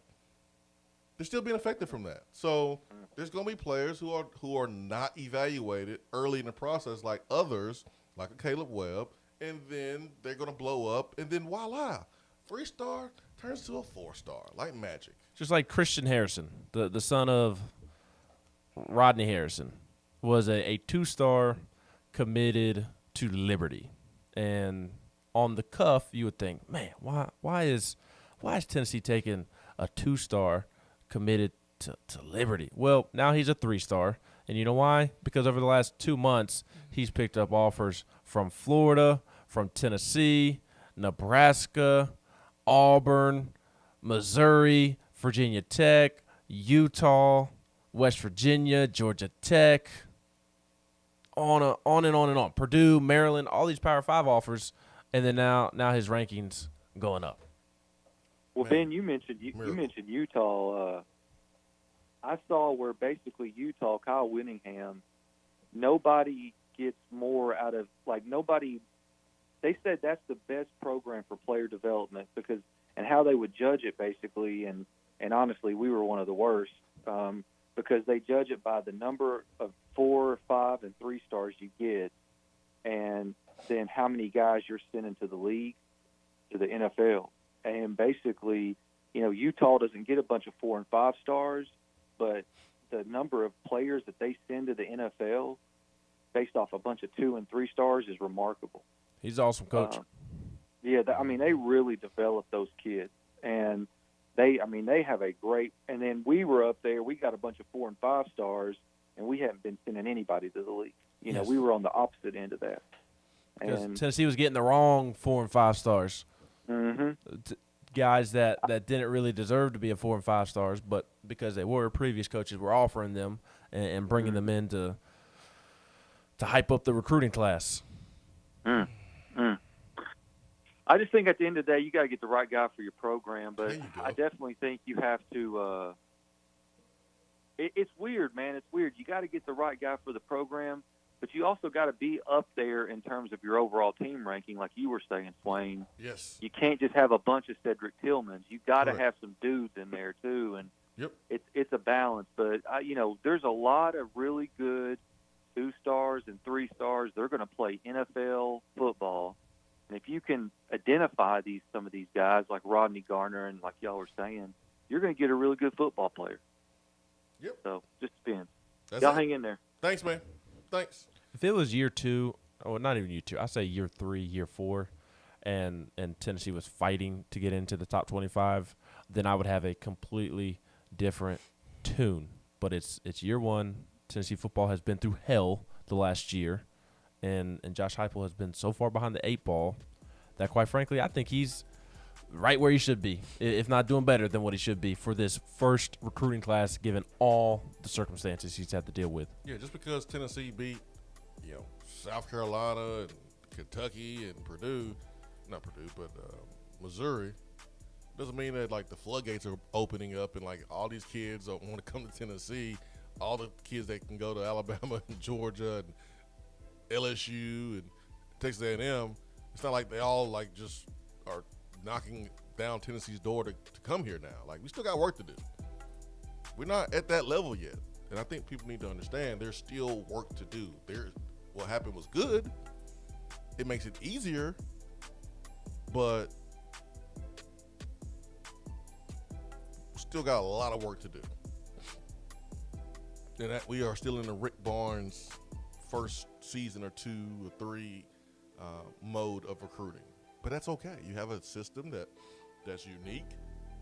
Obviously, you are developing and using guys. You did that in your first year. It just has to continue.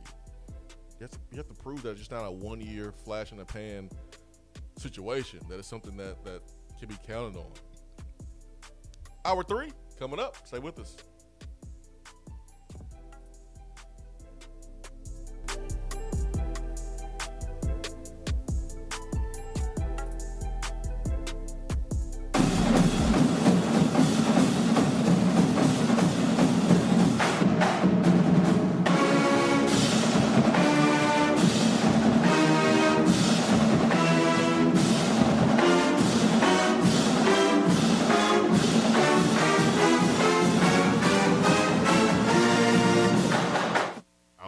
the Swain Event is brought to you by the Low T Center and lowtcenter.com. Do you know your numbers? Feel like you again. Let us help. Out-of-town law firms have been swarming into East Tennessee lately. Firms from Memphis, Chattanooga, and Birmingham have stormed into the area. Wouldn't you rather do business with a local law firm? You know, a true neighbor. Marcos Garza and the pros at the Garza Law Firm are just that. They are our neighbors and friends that support local causes year-round. The Garza Law Firm works to serve you professionally on criminal matters, injuries and accident matters, and Social Security and disability filings. The Garza Law Firm is here for you at garzalaw.com. The Garza Law Firm. Let us help. Hey, it's Men's Health Month, so make sure to get all your levels tested with a comprehensive annual health assessment at Low T Center. They exclusively specialize in men's wellness. Low T Center now offers monitored self-inject at-home testosterone treatments for just $155 a month, self-pay, or is covered by most health insurance. And they ship directly to your home. Go to lowtcenter.com now to book your appointment. That's lowtcenter.com. Low T Center, reinventing men's healthcare. Fellas, when it's time to freshen up that wardrobe, there's only one play to make, and that's to go see my friends at Mark Nelson Denim in downtown Knoxville. Find the latest in small batch denim in the heart of Knoxville. Denim isn't all they do, though. Mark Nelson also does custom suiting and blazers. Let your personal style shine with Mark Nelson. If you don't have time to go shopping for yourself but still want that fresh look, then sign up for the NN Society. Let the experts handle the shopping and get $300 worth of merchandise for just $150 every other month. That's 6 times per year to keep you looking styling every day. Let Mark Nelson Denim help you be the best you, because when you look good, you feel good. Go to marknelsondenim.com. At Iris Networks, we know that business communication solutions are critical to your success. Since 1998, we've been helping businesses in East Tennessee by providing reliable and affordable high-speed fiber internet and voice solutions. That's why Iris Networks is your Tennessee communications partner. With internet speeds up to 100 gigs and work-from-anywhere solutions like mobile apps, video conferencing, and file sharing, we make sure you can stay connected to your customers and great communities we live and work in. Iris Networks, because just like you, Tennessee is our home. Hour 3 of the Swain Event is brought to you by the Low T Center and lowtcenter.com. Do you know your numbers? Feel like you again. Let us help.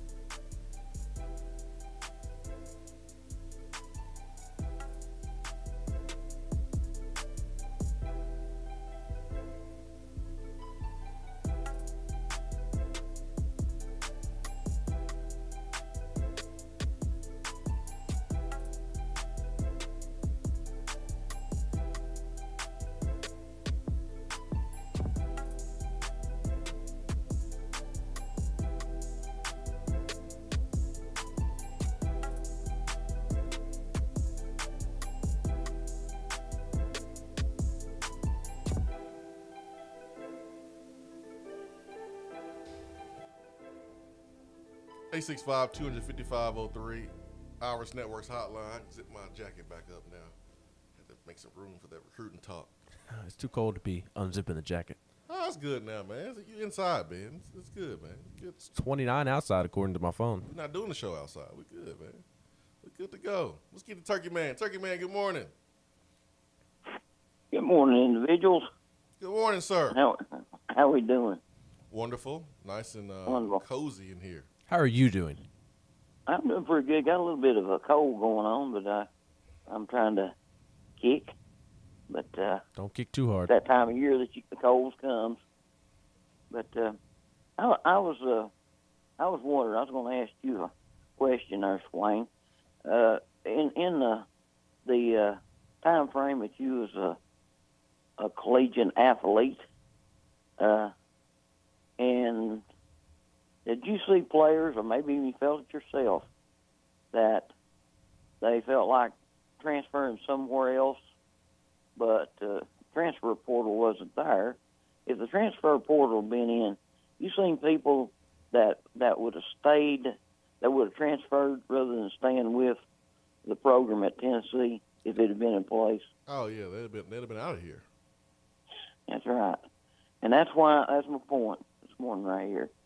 I think the relationships, the coaches that build relationships, that sets themselves up to be the rebound, the next stop, with the transfer portal is the most important.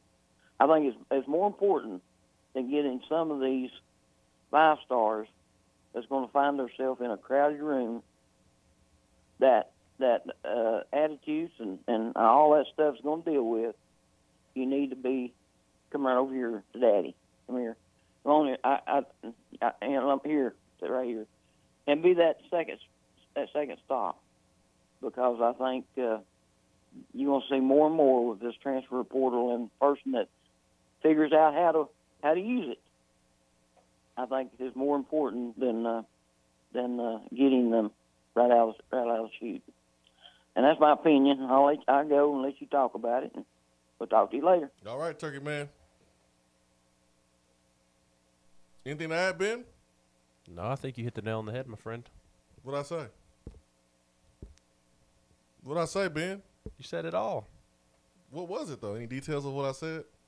I mean, you didn't share any details of what you said. Oh, man. I mean, Turkey Man's spot on. I mean, if the portal was around in your day, guys would be transferring like they are now. Yes, they would, because you would have transferred. I mean, you said it yourself after the UNLV game. No. I wouldn't have. Or was it the Marshall game? It was Fresno State game. Fresno State. Wanted to. One of those irrelevant teams. But I wouldn't have. I know, I'm joking. On the sideline, I was like, why did I come here? Why am I not in the game right now? But, I mean, that was just a like, temporary do you emotion. think you, Brett Smith, and Meacham, all 3 of you would have stuck it out if the portal existed back then like it does now?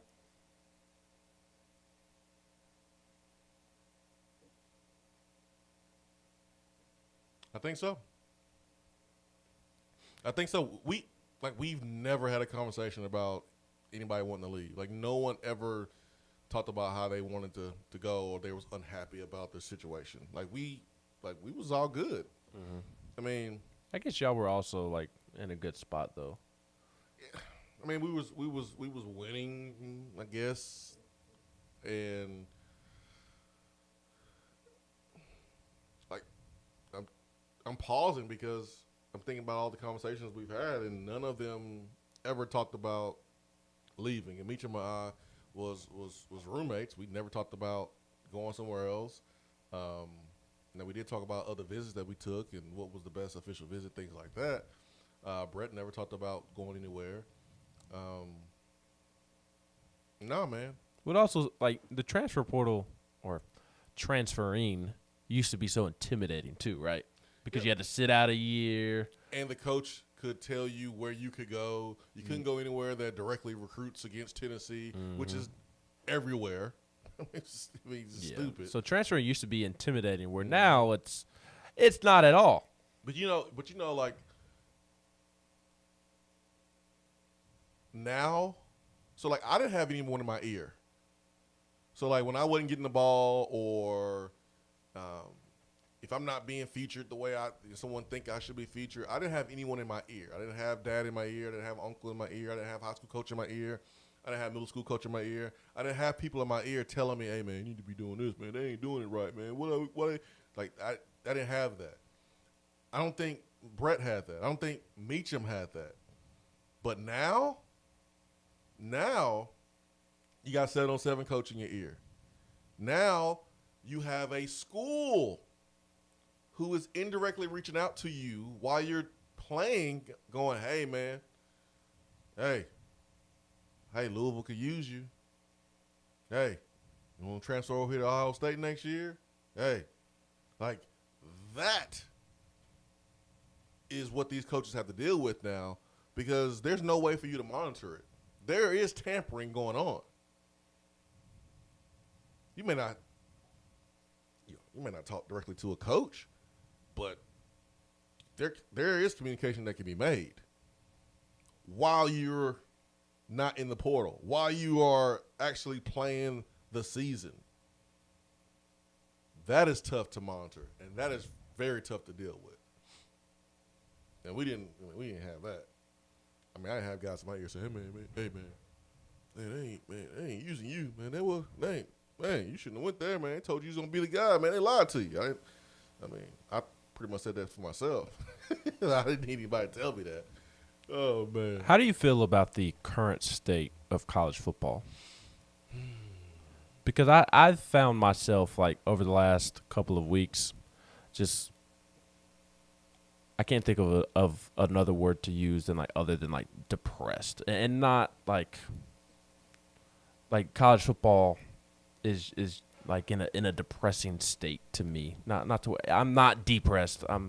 I just can't find a better word to use off the top of my head. But it's just like everything's just so negative, constant negativity, and like it's just all the chaos with the transfer portal.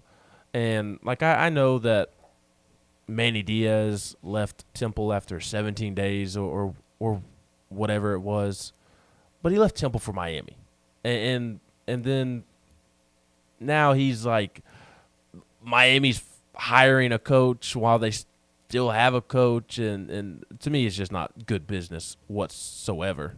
And I think everybody's making this excuse for Miami. Oh, it's college football. Who cares? Well, okay, so it's still bad business, and people wonder why Miami's been abysmal for the last 2 decades, decade and a half. It's just like.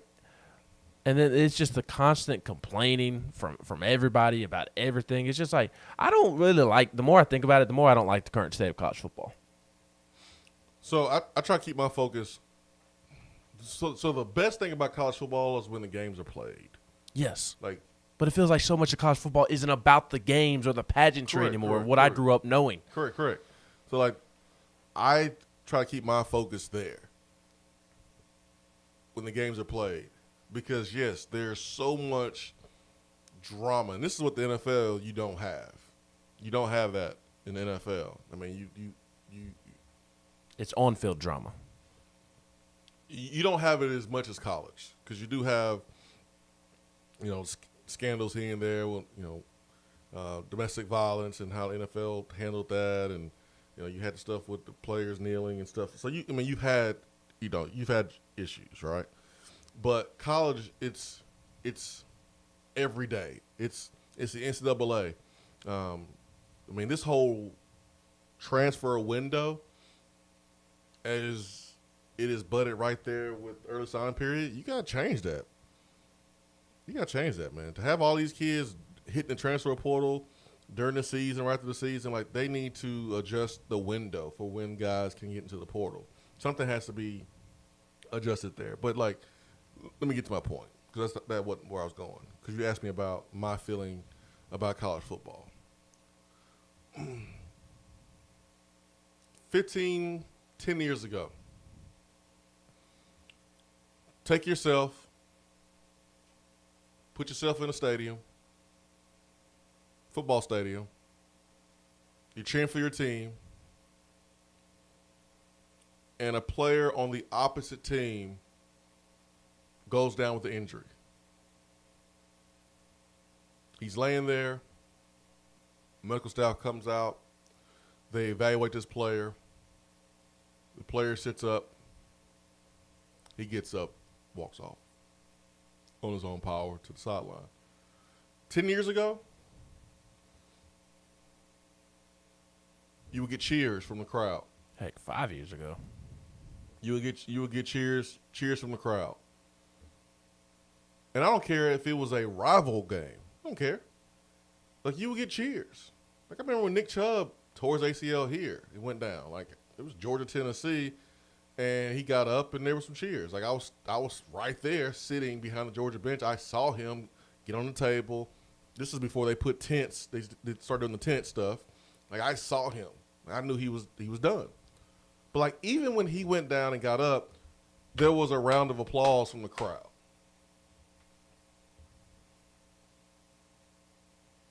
Now, booze. The moment a player goes down, it's booze. It's booze. And the guy could be legitimately hurt. He could be faking. But no one ever, like, stops to even weigh that out. They just automatically boo. But how did we get to this point? We got to this point because coaches have found loopholes that does not point to integrity. All it is, hey man, how can I just have the upper hand to win at all cost? Who cares about doing what's right? Who cares about respecting the game? I just got to win because there's so much pressure on winning, because there's so much money being floated around. And if you don't find a way to win, then you won't make that money. Lane Kiffin is the godfather of fake injuries this year to Ole Miss. But what did that get him? Got him 10 wins, and the dude just got a new salary. He's making $7.5 million now. But this is where we are with the college game. And that's just one example. And that's why when Tennessee's playing Ole Miss, they're kind of at the end of the fourth quarter, when everybody started falling out and faking injuries and acting like they had cramps, even though it was cold outside. That's why I walked out. I walked out and started walking to my car. I just couldn't do it. I couldn't watch it anymore. Couldn't watch it. But that was my thought then. We used to have class as football fans. Like we used to care about the well-being of an 18 to 22-year-old, even though they're on the opposite team. But now, as soon as the guy goes down, we boo him. That's one of the things I hate about the college game and where we are right now. It wasn't that way 5-10 years ago. All right, let's get to the phone. Let's get to Chris from Dyersburg. We got to still get to a guy, Austin Price. Got a lot of recruiting to talk to. Hopefully we can still make that happen today. Let's get to Chris. Chris, good morning. Hey, good morning, man. How y'all doing today? Man, we're good, man. How are you? I'm doing all right. On the way to work right now. Started a little late this morning, but I'm on my way. So that's all that matters. Man, I wanted to chime in on taking man was talking about recruiting. He made a valid point. To me, this year, you're gonna have to dig in the transfer portal a little bit more. It's okay to get the recruits, like you were saying. If we can get a 5-star, 4-star, that's fine. I don't really star gauge. I played myself. I ain't put a lot of effort into it like I should, but I played myself. And I trust these coaches to evaluate the talent better than especially our fans, because Tennessee fans are the worst. And I'm a Tennessee fan, die hard since the day I was born, and they the worst when it comes to trying to evaluate players. And they all look at stars and want to star gauge, which is fine. I understand. You want the players that go to Alabama, Georgia, and Florida, Michigan, Ohio State, Oklahoma. It was a point in time when we had all that, but we're in a whole different process where we're trying to get back to the dominant times when we had but this ain't the 90s no more, in the early 2000s, and everybody got to realize that this is going to take time. We went through so much crap with coaching, offensive coordinator, defensive coordinator. We went through so much crap, and Pruitt put us in a hurt. He really did. Old Cornbread did, and Butch Jones did too. And it's sad, but we're gonna get back there. You just got to dig in the transfer portal. You got to. I think we still got you there, Chris. All right, let's. Chris, man, thanks for the phone call. Seemed like something happened there. Let's keep it going. Let's talk recruiting. Let's continue to talk recruiting. We do that with Austin Price on Tuesdays, and so let's bring in Austin Price of allquest.com. Thanks for the phone call, Chris. AP, good morning. Just had a good little joke with Ben. He called me, and I answered the phone, and I did my voicemail. But then I continued on. I said, if this has been calling for the Swain Event, kiss my butt. And then he hung up because he thought it was really my voicemail. I heard Austin Price, and it sounded like your voicemail, and I hung up. Got him. You got me. Got him. There's a recruit. There's a recruit that Tennessee is targeting. AP, I don't know if you've tried to call him and he has not answered, but his voicemail is one of those where he acts like he's answering the phone. Hey, man, what's up? Yes, and then like 2 seconds later he's like, oh, sorry, can't come to the phone right now. And it gets me every single time. I was like, hey, what's up, man? And then he like cuts me off. I was like, oh, can't go to the phone right now. That's tough right there. I hate those voicemails. I feel like an idiot every single time. Hate them. Nah, I've had those have been going on for years. Oh, I know, but they've died down a little bit. People don't really create their voicemails anymore, do they? I don't. No, I don't. Mine's standard. Austin, is your voicemail standard? No, it's me talking, not like not the robotic voice. Do you not have you faking it? Do you have the Stone Cold Steve Austin intro in the background? I should. You should That's do a good that. idea. That should be what's it called? Your ring back? It should be. I don't think anybody does the ring back tones anymore. No, I haven't heard one of those in a minute. You should bring it back with Stone Cold. I agree, Austin. And my phone's always on vibrate, so there's no. I never hear a phone ring. Yeah, I feel you.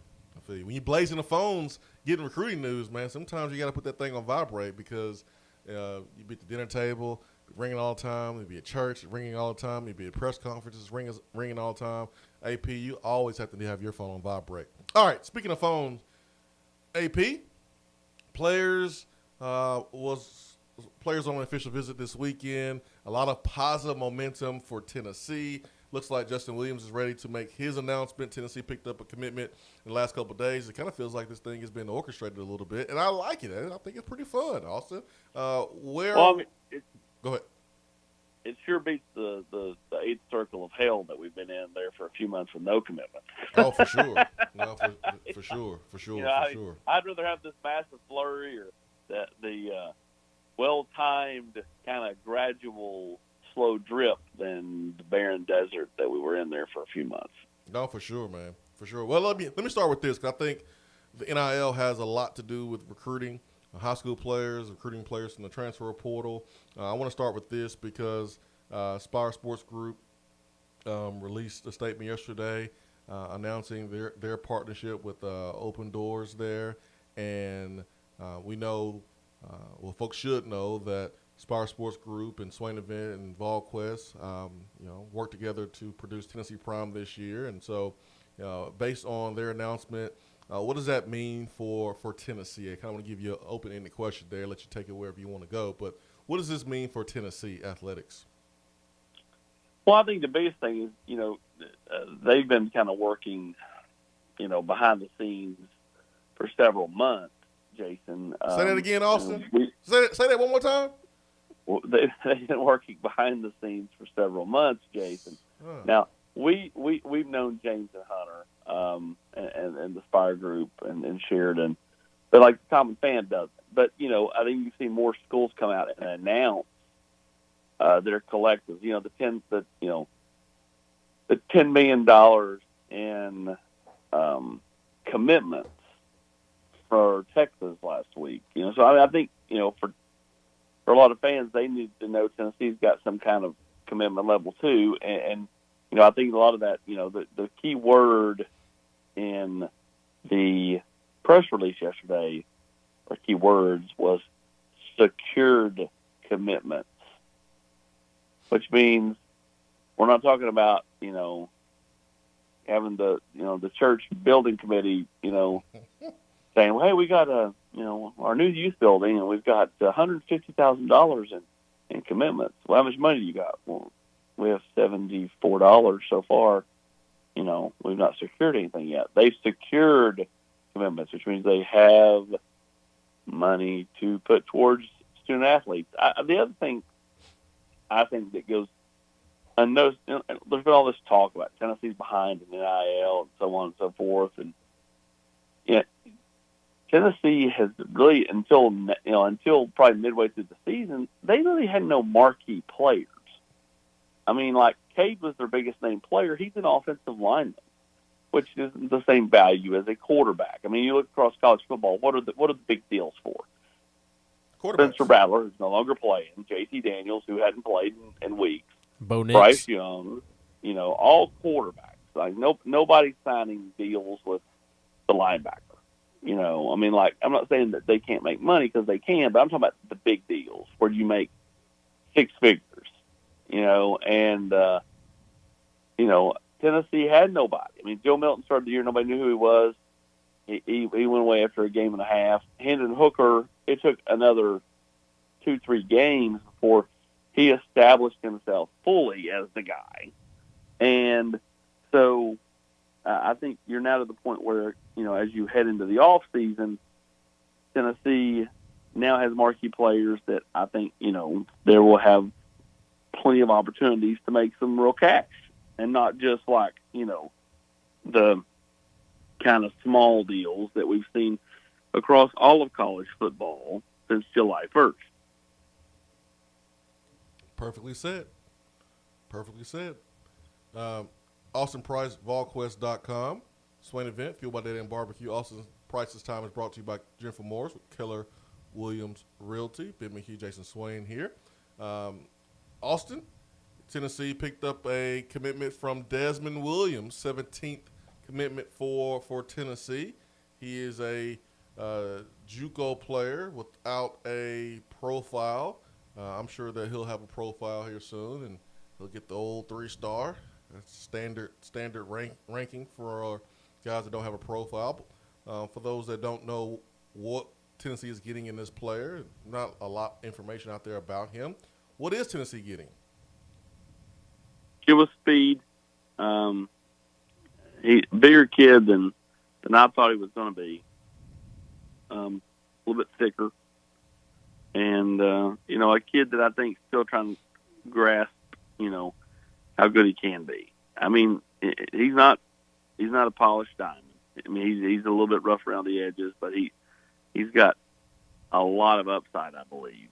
So we'll see. I mean, again, you never quite know until you get here, and things kind of, you start unpacking the suitcase when you get to campus. You're never really going to know what a kid's like mentally, what a kid's like physically, what he's off the field, and that goes for any of them. I mean, like recruiting's fun to talk about, and you do your best to project. But I mean, how many times have you seen over the years where a guy that was a 2 or 3 star, and most people kind of didn't think much about, was self-driven, built himself into a real player, and then there have been times where guys have you thought were the can't miss prospect, and they had issues, whether it be with they weren't a good teammate, or they weren't smart enough to learn the offense or defense, or so on and so forth. So first part of the thing is good looking kid. The other thing is, I mean, you feel like he's a little bit older, so he's a little more mature to be able to handle things once he gets here. He was the second DB commitment from over the weekend, essentially, and Jordan Thomas from Montgomery essentially got lost in the fold of the SEC championship game and a little aftermath of Tennessee basketball Saturday night, so kind of lost in the fold just with it being Saturday night. What do you think Tennessee's getting in Jordan Thomas? Another really good-looking kid. I mean, we met up, did the interview over at Neyland Stadium on Friday, and he was bigger than I thought he was. Gets downhill, loves contact. Tennessee needed to improve speed at the safety position. I do think they've done that here. Is he ready to play right away? Probably not. Most high school kids aren't. But he has certain traits that you just can't teach, and I think speed and the ability to lay the hammer are two of them. Jordan Thomas, Desmond Williams, those two were here this weekend, and they committed. You had fellow commit Elijah Herring. He was here this weekend. Florida commit C.J. Smith was here, but seems like he'll probably stick with the Gators. But the other ones that are kind of in the air, Caleb Webb, Darren Agu, Jeffrey Mba, and Walter Nolan, they were here this weekend, and pretty important positions of need for Tennessee, especially those defensive linemen. Just where do you think Tennessee kind of stands with Mba and Agu, and what a couple of names those are when you say them back to back, and Walter and Caleb Webb. I love Agu. I think Tennessee's in a good spot for Agu. he's been committed to Vanderbilt for quite a while. How loyal will he be to Clark Lee and the Commodores? He'll go back there this weekend. I certainly feel like Tennessee is right there with Vandy, if not past Vandy after this past visit. I think that they've done a really nice job, a really, really nice job with that kid. And so I feel like Tennessee is right there on the cusp of landing him. The big question is where does he go this weekend? He's supposed to go to Oregon. He's currently at Missouri. But he could go back to Miami, where he's already visited once, and take his mom, who wasn't here for that visit. She was in for the Tennessee visit, Missouri visit, and was supposed to be Oregon.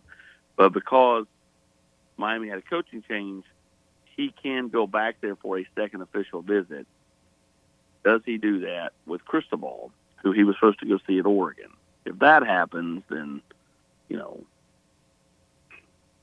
I would tend to favor Miami. I won't say it's ever done because he can go there and have a not a good time. But, if you're going to a place twice and one of the place you're going twice has a new coach that you're going to go see at another school, it means you're pretty interested in Cristobal and Miami as a collective unit.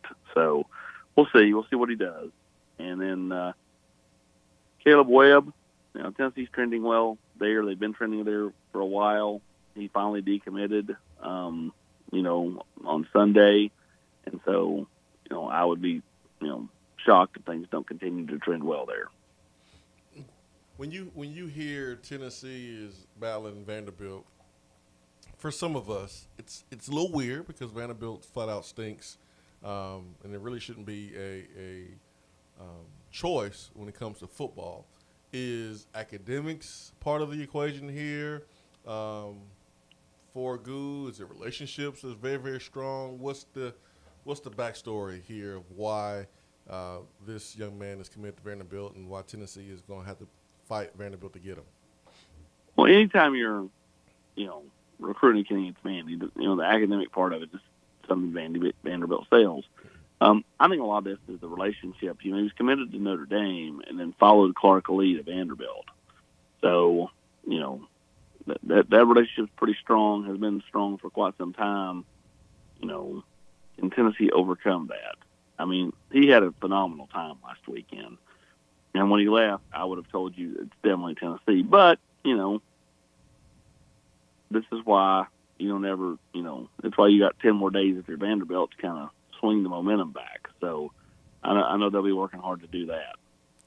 Anything you would like to offer up on the Walter Nolan drama?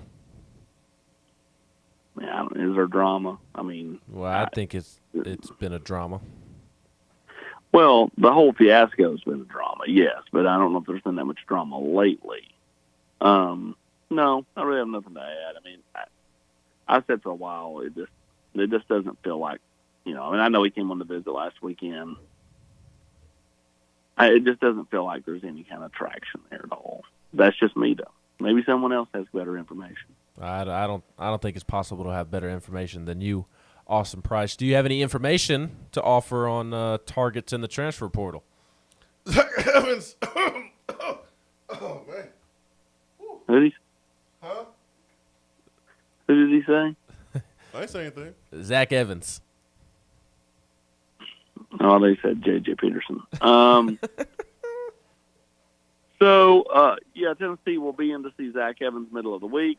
And, we'll see if he gets to campus this weekend. I still tend to favor Ole Miss there. But Jerry Mack is going to, go down and give it the old college try and see what happens. If he gets to campus this weekend, then sure, anything's possible. And then another name out there that I threw out there last night right before the Monday Night Chat was Tayshaun Manning. Tennessee, I think, is going to kick the tires pretty hard there. And I think it's Tennessee and Kentucky. Thanks, Austin. Thanks for the good stuff as always, man. Always get the good stuff, Austin. Always brings the good stuff. Austin Price, man.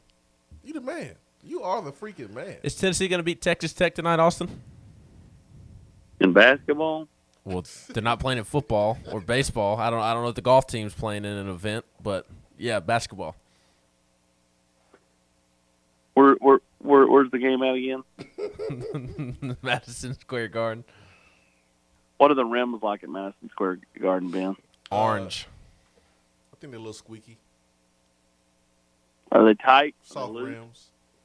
Very tight. They're probably tight rims. It's NBA.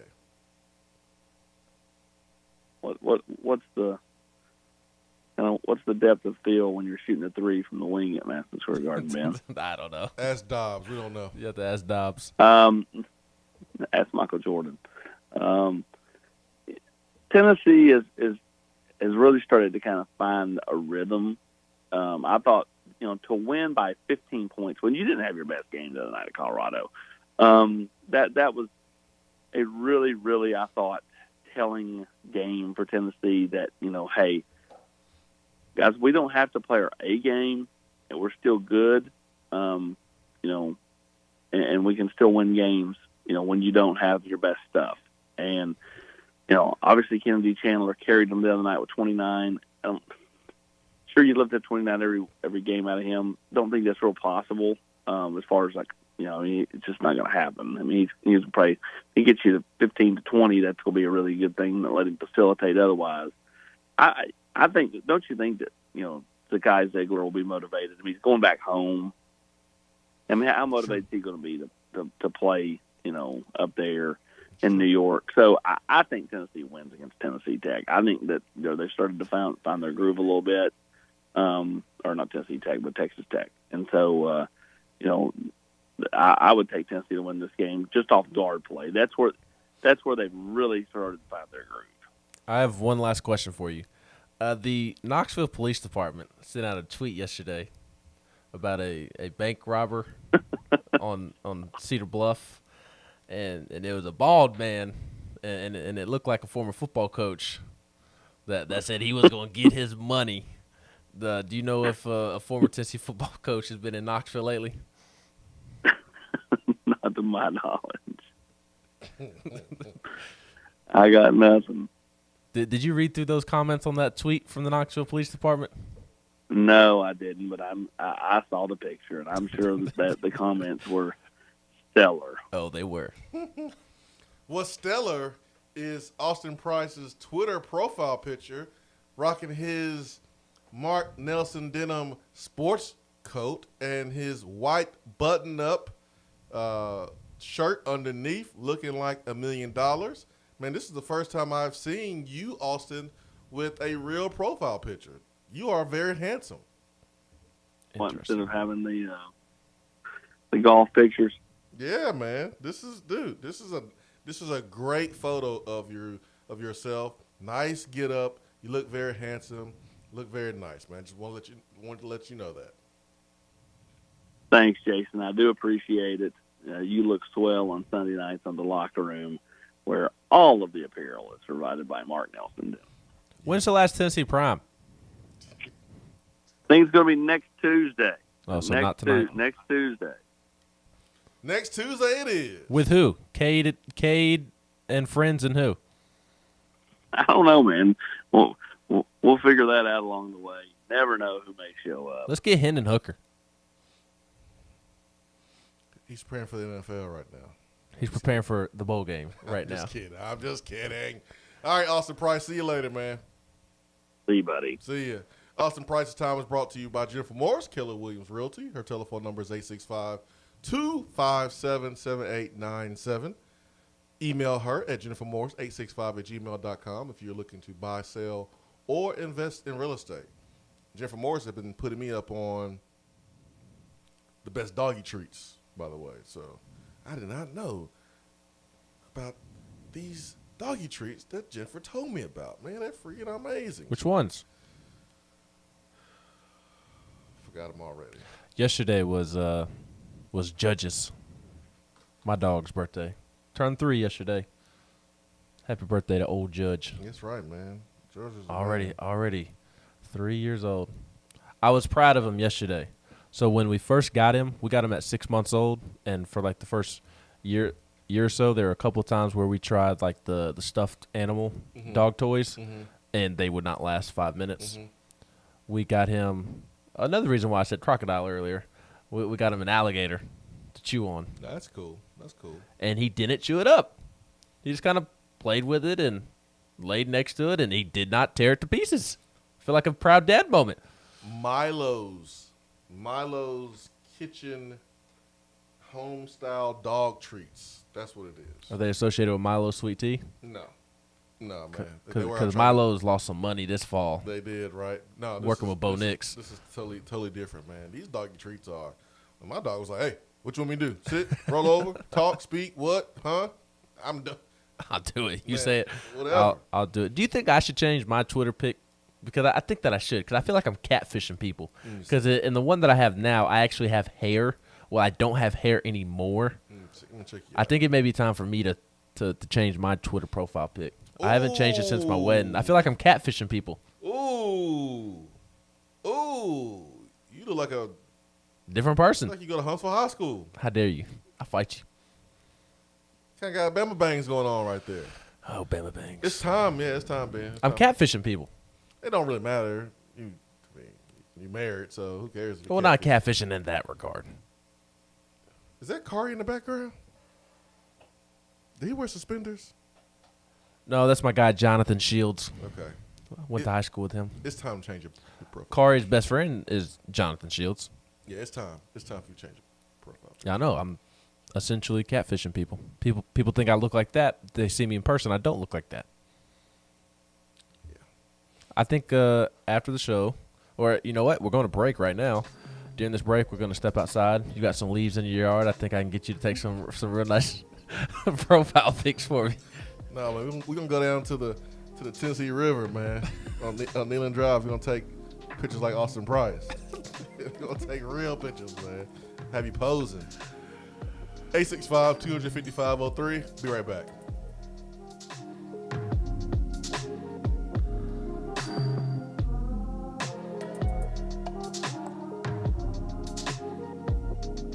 Hour 3 of the Swain Event is brought to you by the Low T Center and lowtcenter.com. Do you know your numbers? Feel like you again. Let us help. Is that as low as you can go? Okay, thank you. Hello, is that as low as you can go? Okay, thank you. What are you doing? Calling around to get the best rate on a car loan. Why? Everyone knows Alcoa 10 is the best choice to purchase a vehicle or refinance your current loan. And with low interest rates and 90 days to your first payment, it's a no-brainer. You can even apply online and sign all the documents from the convenience of your home. Yeah, I don't know what I was thinking. Alcoa 10 Credit Union. It's so easy. Go to atfcu.com for details. Rates are dependent on credit score and equal housing lender. When you start your own business, you know that branding can make or break a new venture. That's why Swain Event relies on 42nd Street. 42nd Street is a strategy agency focused on finding creative, open-minded, results-driven solutions to brand design. After over a decade of operations in East Tennessee, the brand architects at 42nd Street have the experience and creative know-how to ensure the success of your business branding, logo, web presence, and more. To see a real-life example of their amazing work, you can check out our website at swainevent.com. Don't trust the branding of your business to just anyone. Check out my friends at 42nd Street online at 42st.com or give them a call at 865-382-7007. 42nd Street, brand, strategy, design. Top 100 barbecue restaurant Dead End Barbecue is a no-brainer when you are craving the smoky flavor of quality Q. Dead End makes it easy to enjoy their fantastic menu with online ordering from Chow Now for pickup. Or if you don't feel like leaving the house, then have Dead End Barbecue delivered right to your door by Loco Knoxville or Bite Squad. Cheer on your favorite team with the best barbecue around. Check them out online at deadendbbq.com. Dead End Barbecue. The search is over. We're here with Dr. Michael Carlson of Tennessee Regenerative Sports Medicine to discuss PRP, platelet-rich plasma. If you have orthopedic injuries such as shoulder pain, knee pain, Achilles tendonitis, or tennis elbow, you should give them a call. Good to be back, Jason. We specialize in non-surgical orthopedics, so we treat damaged tendons, ligaments, and joints, including rotator cuff injuries, knee injuries, and elbow and foot problems by using ultrasound-guided injections with PRP. And this form of treatment helps stimulate the body's own reparative process and assist in the healing of damaged tissue. Doc, what makes your training different than others? I've been practicing in Knoxville for over 26 years, and I'm certified in interventional regenerative orthopedic medicine through the American Academy of Orthopedic Medicine. They've been the leader in this form of treatment since 1983. I also teach this form of treatment on a national and international basis to other physicians, residents, and medical students. Here in our clinic, I'm the one doing the procedure, and we're using your own PRP, which are concentrated platelets, to treat your injury. So in other words, Jason, it comes from you and it goes back to you. So you know exactly what you're getting and know exactly the level of training involved. Do what the pros, college athletes, and I have done, and visit them online at trsportsmedicine.com. Tennessee Regenerative Sports Medicine, East Tennessee's leader in PRP therapy. JC's Tree and Landscaping Service specializes in quality tree work done at an affordable price. Trimming and removing trees are their specialty. They also offer other services like land clearing, stump grinding, crane services, and all of your basic landscaping needs for both commercial and residential. JC's will give you a free estimate and beat any written quote by a competitor to guarantee that you get the lowest price around. Don't risk your land with a fly-by-night service. JC's Tree and Landscaping is licensed and insured. Give them a call at 865-599-3799. Litter is a big problem in Tennessee, but together we can do big things. We can make our cities, our waterways, our roads cleaner and safer. The Tennessee Department of Transportation is committed to reducing litter in our communities, but we need your help to do it. There are over 100 million pieces of litter in our roads at any given time, and it costs TDOT about $19 million a year just to clean it up. The first step to keeping Tennessee beautiful is to rally behind these 3 simple words. Nobody trashes Tennessee. Join the Nobody Trashes Tennessee movement at nobodytrashestennessee.com. More and more Tennessee businesses are switching to Iris Networks for reliable, local, high-quality, high-speed business fiber internet. Iris provides direct internet access from 10 megs to 10 gigs with no payments for 90 days. Iris also offers next-generation business phones with work from anywhere capability from the mobile or laptop app. With local sales, support, and service, Iris is a partner in the community. Learn more at irisnetworkusa.com or call 865-448-IRIS. Iris Networks, a Tennessee business connecting Tennessee businesses. Hour 3 of the Swain Event is brought to you by the Low T Center and lowtcenter.com. Do you know your numbers? Feel like you again. Let us help.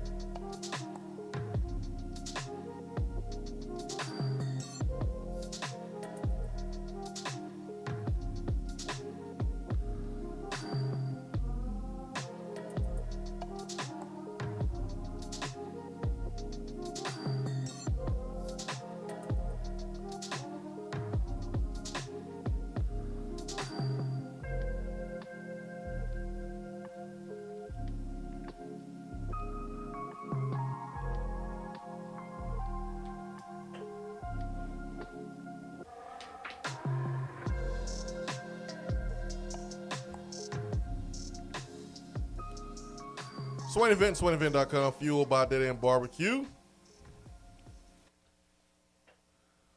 Good stuff from Austin Price this morning. He's all right. He's all right. He all right. You see that TikTok by the Cincinnati fan? R.I.P. Cincinnati football. Why would you give Nick Saban in Alabama any bulletin board material? And I know it wasn't the player or the coach for Cincinnati that did this, but still, this is what they do. This is you're not an SEC Cincinnati, so you don't know this. But anything and everything is used to motivate them.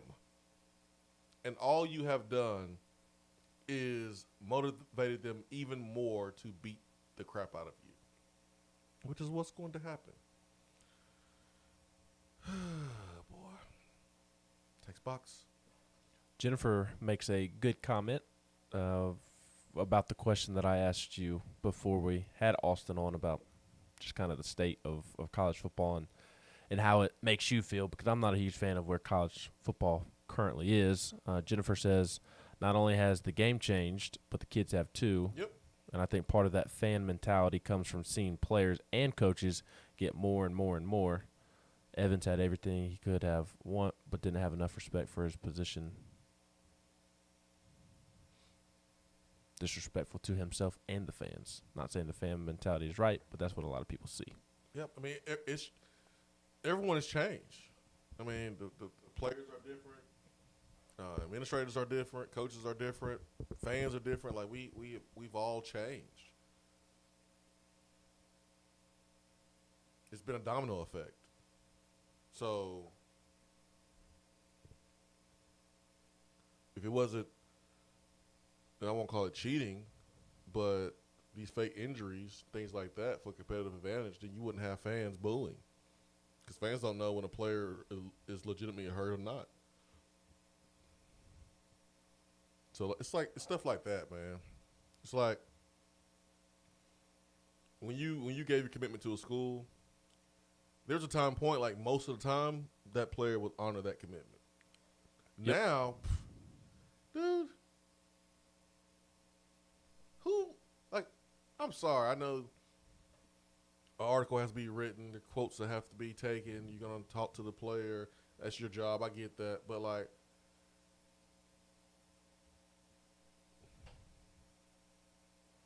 it doesn't really mean much that a player commits, because the school doesn't have to honor it. The player doesn't have to honor it. And so, like, it means less now than it did 5 years ago, than it did 10 years ago when a player commits.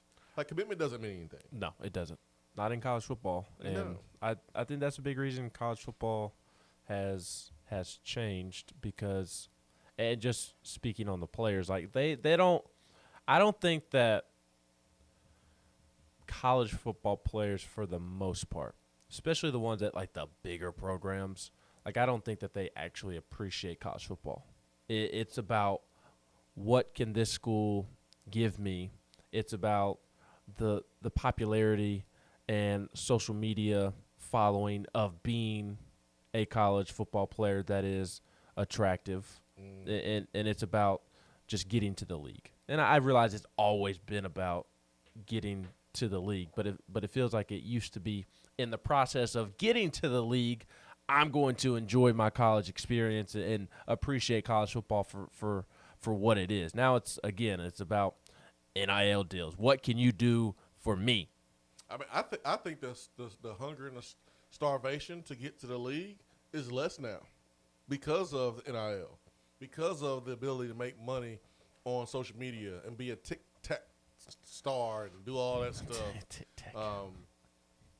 There's other streams of income that you can obtain if you don't go to the league. Like, there's other distractions. Like, I want my whole recruiting class wanting to go to the league. I think that's amazing. I think it's awesome. And in your pursuit of the NFL, which is a individual goal, a selfish goal, if you want to call it that, you're actually helping the team, because you're going to be working hard. You're going to be putting in extra work because you want to impress NFL scouts. And your extra work is going to organically help the team, and that's great. Oh, you want to help you're really a selfish player, but you want to impress scouts? Well, don't be a selfish player. Change that. Be a team player because they like that. That's part of your draft evaluation. So your pursuit of the NFL helps the team. Now, if you help the team to a point where we win, 10, 11 games, and we play in a New Year's 6 game, and you decide not to play one game because you're pursuing the NFL, I'm okay with that. You just gave me 3 or 4 good years. I don't mind giving you one game. Thank you. I think it's a great trade-off. Great trade-off. But commitment doesn't mean anything anymore. The injury situations with the fake injuries is disgusting to me. This is why I keep my focus on the game. I try to keep my focus on the game itself. Watching when the ball is kicked off, the X's and O's that happen in between the white lines. And I know that's tough for us to say because we talk about everything outside the game every time that we're on air. I mean, Monday through Friday, we're not really talking about what happens live in the game. It's the lead up. It's the reaction after the game. All the drama that happens in the week or during the game. It's like the NFL has filled my cup more the last 2-3 years than college football has. And I think for Tennessee sucked. That's part of it. That is part of it. But even this year, Tennessee didn't suck this year. Tennessee overachieved and had a good season based off where Tennessee is. But it's just I don't know. It's just for me, with the NFL, it's just ball. It's just football. Yeah. It's just playing the game. The games are quick, and it's not like the Steelers are having a magical season either. But I sit there on Sunday afternoon and watch the CBS pregame show, and I'll watch the Titans game. I'll watch the Steelers game. I'll watch Football Night in America. I'll watch Sunday Night Football, and it's just about football. And honestly, I know I'm going to be in a minority in this, and that's fine. But just for me, when it's just about ball, it fills up my cup more than what college football has because of all the drama. Yeah. That's just my personality too. Yeah, I feel you. 100%, man. 100%. 865-200-5503 is always the number here to the Irish Networks hotline. Hour number 3 was powered by Low T Center and lowtcenter.com. Self-inject at-home testosterone treatments. $155 a month for self-pay. Also covered by most health insurance. They will ship directly to your home. Doesn't get more convenient than that. Starts with a comprehensive health assessment. Get your numbers checked. If you're feeling not yourself, you don't have that energy, go get it checked out. Low T Center and lowtcenter.com. For the great Ben McKee, I'm Jason Swain. Hope you'll have a great day. Same time tomorrow, 7 a.m. Peace and love. We are out.